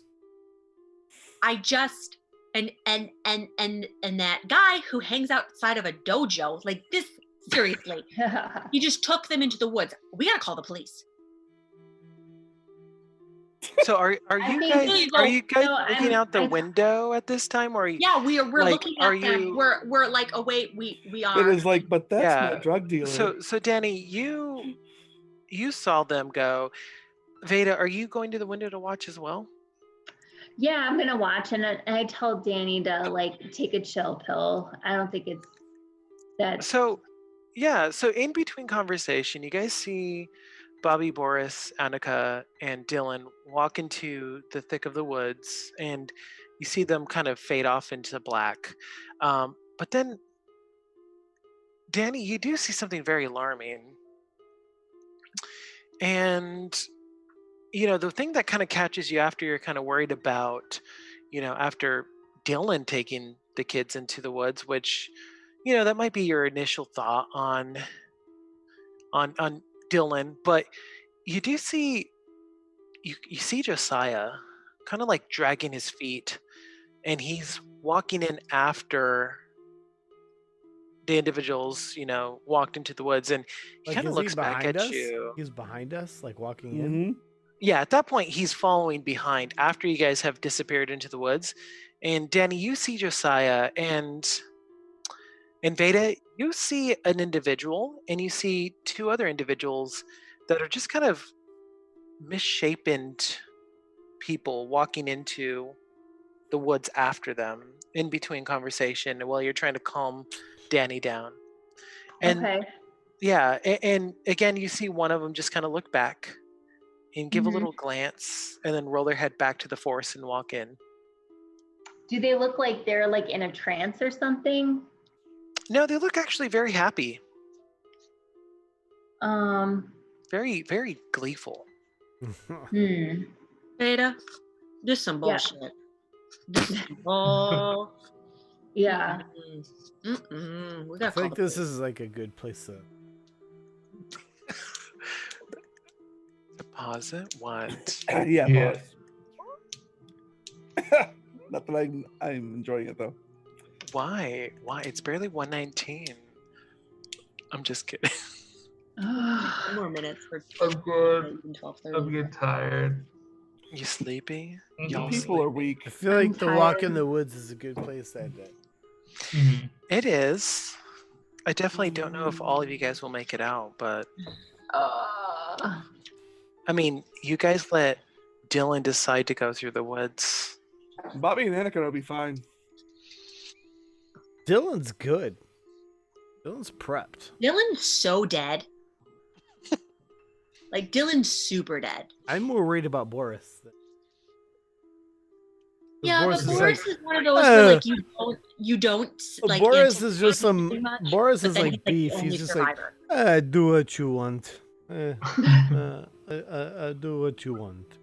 Yeah. I'm scared though because of what I saw in the woods. And Boris doesn't have a stone. I feel like Danny's gonna fuck us all up because she's like, she's like, I'm gonna keep you all safe. She's like the one that's gonna like draw attention to everybody when we don't. Meaning want it. she's gonna keep everyone safe and alive. You should all be back at the house. She's gonna helicopter mom herself over to us and make us all. Come home. Danny's the only one who's gonna survive this whole thing. This is gonna be Danny, the helicopter, watching us all die. Danny. Oh God! I You're told all you. gonna die, and then we all do, but she's still there. Like I told you. Told you so. Yeah, we haven't even gotten to the new rumors. So I think the next session we'll keep the same Wait, rumors. we did get to the new rumor. Well, we did, but they haven't been worked in Well, yet we because haven't we only touched have them like really. one afternoon. Yeah. I mean, there definitely is some rumors that relate here. So I definitely think we're gonna need a fourth session. We're not gonna be done. I mean, that's up to you guys. We can play as long as you guys want. But whenever you guys are ready to end it, we can script it when you guys want, or we can jump back to D&D every once in a while if you want. We would go back for it. I just kind of want to like Do it get through the end of the story. Yeah, I don't think I could like think- flip back and flip back and flip back. I don't would think be I could do that. I mean, do you guys think there's an end to the story?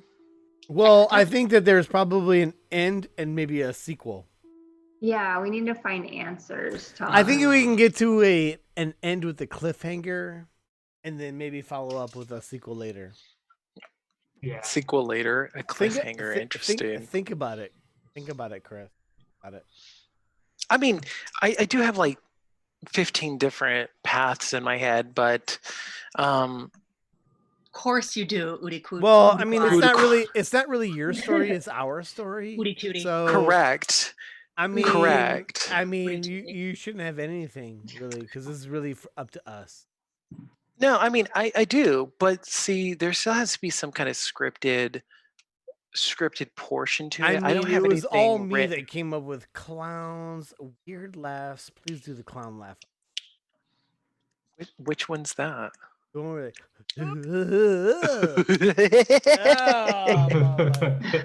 Oh, Hey. dude. Yeah, Alex. I was trying. I was just. Alex, you I was gotta about to watch crack it the out. old- You gotta watch last week's thing when he was doing the. Okay. Oh, don't worry. It'll be revisited in the forest. Oh my god. But he did it. Alright. It was like, it's kinda All right, like, guys. I'm gonna sign out.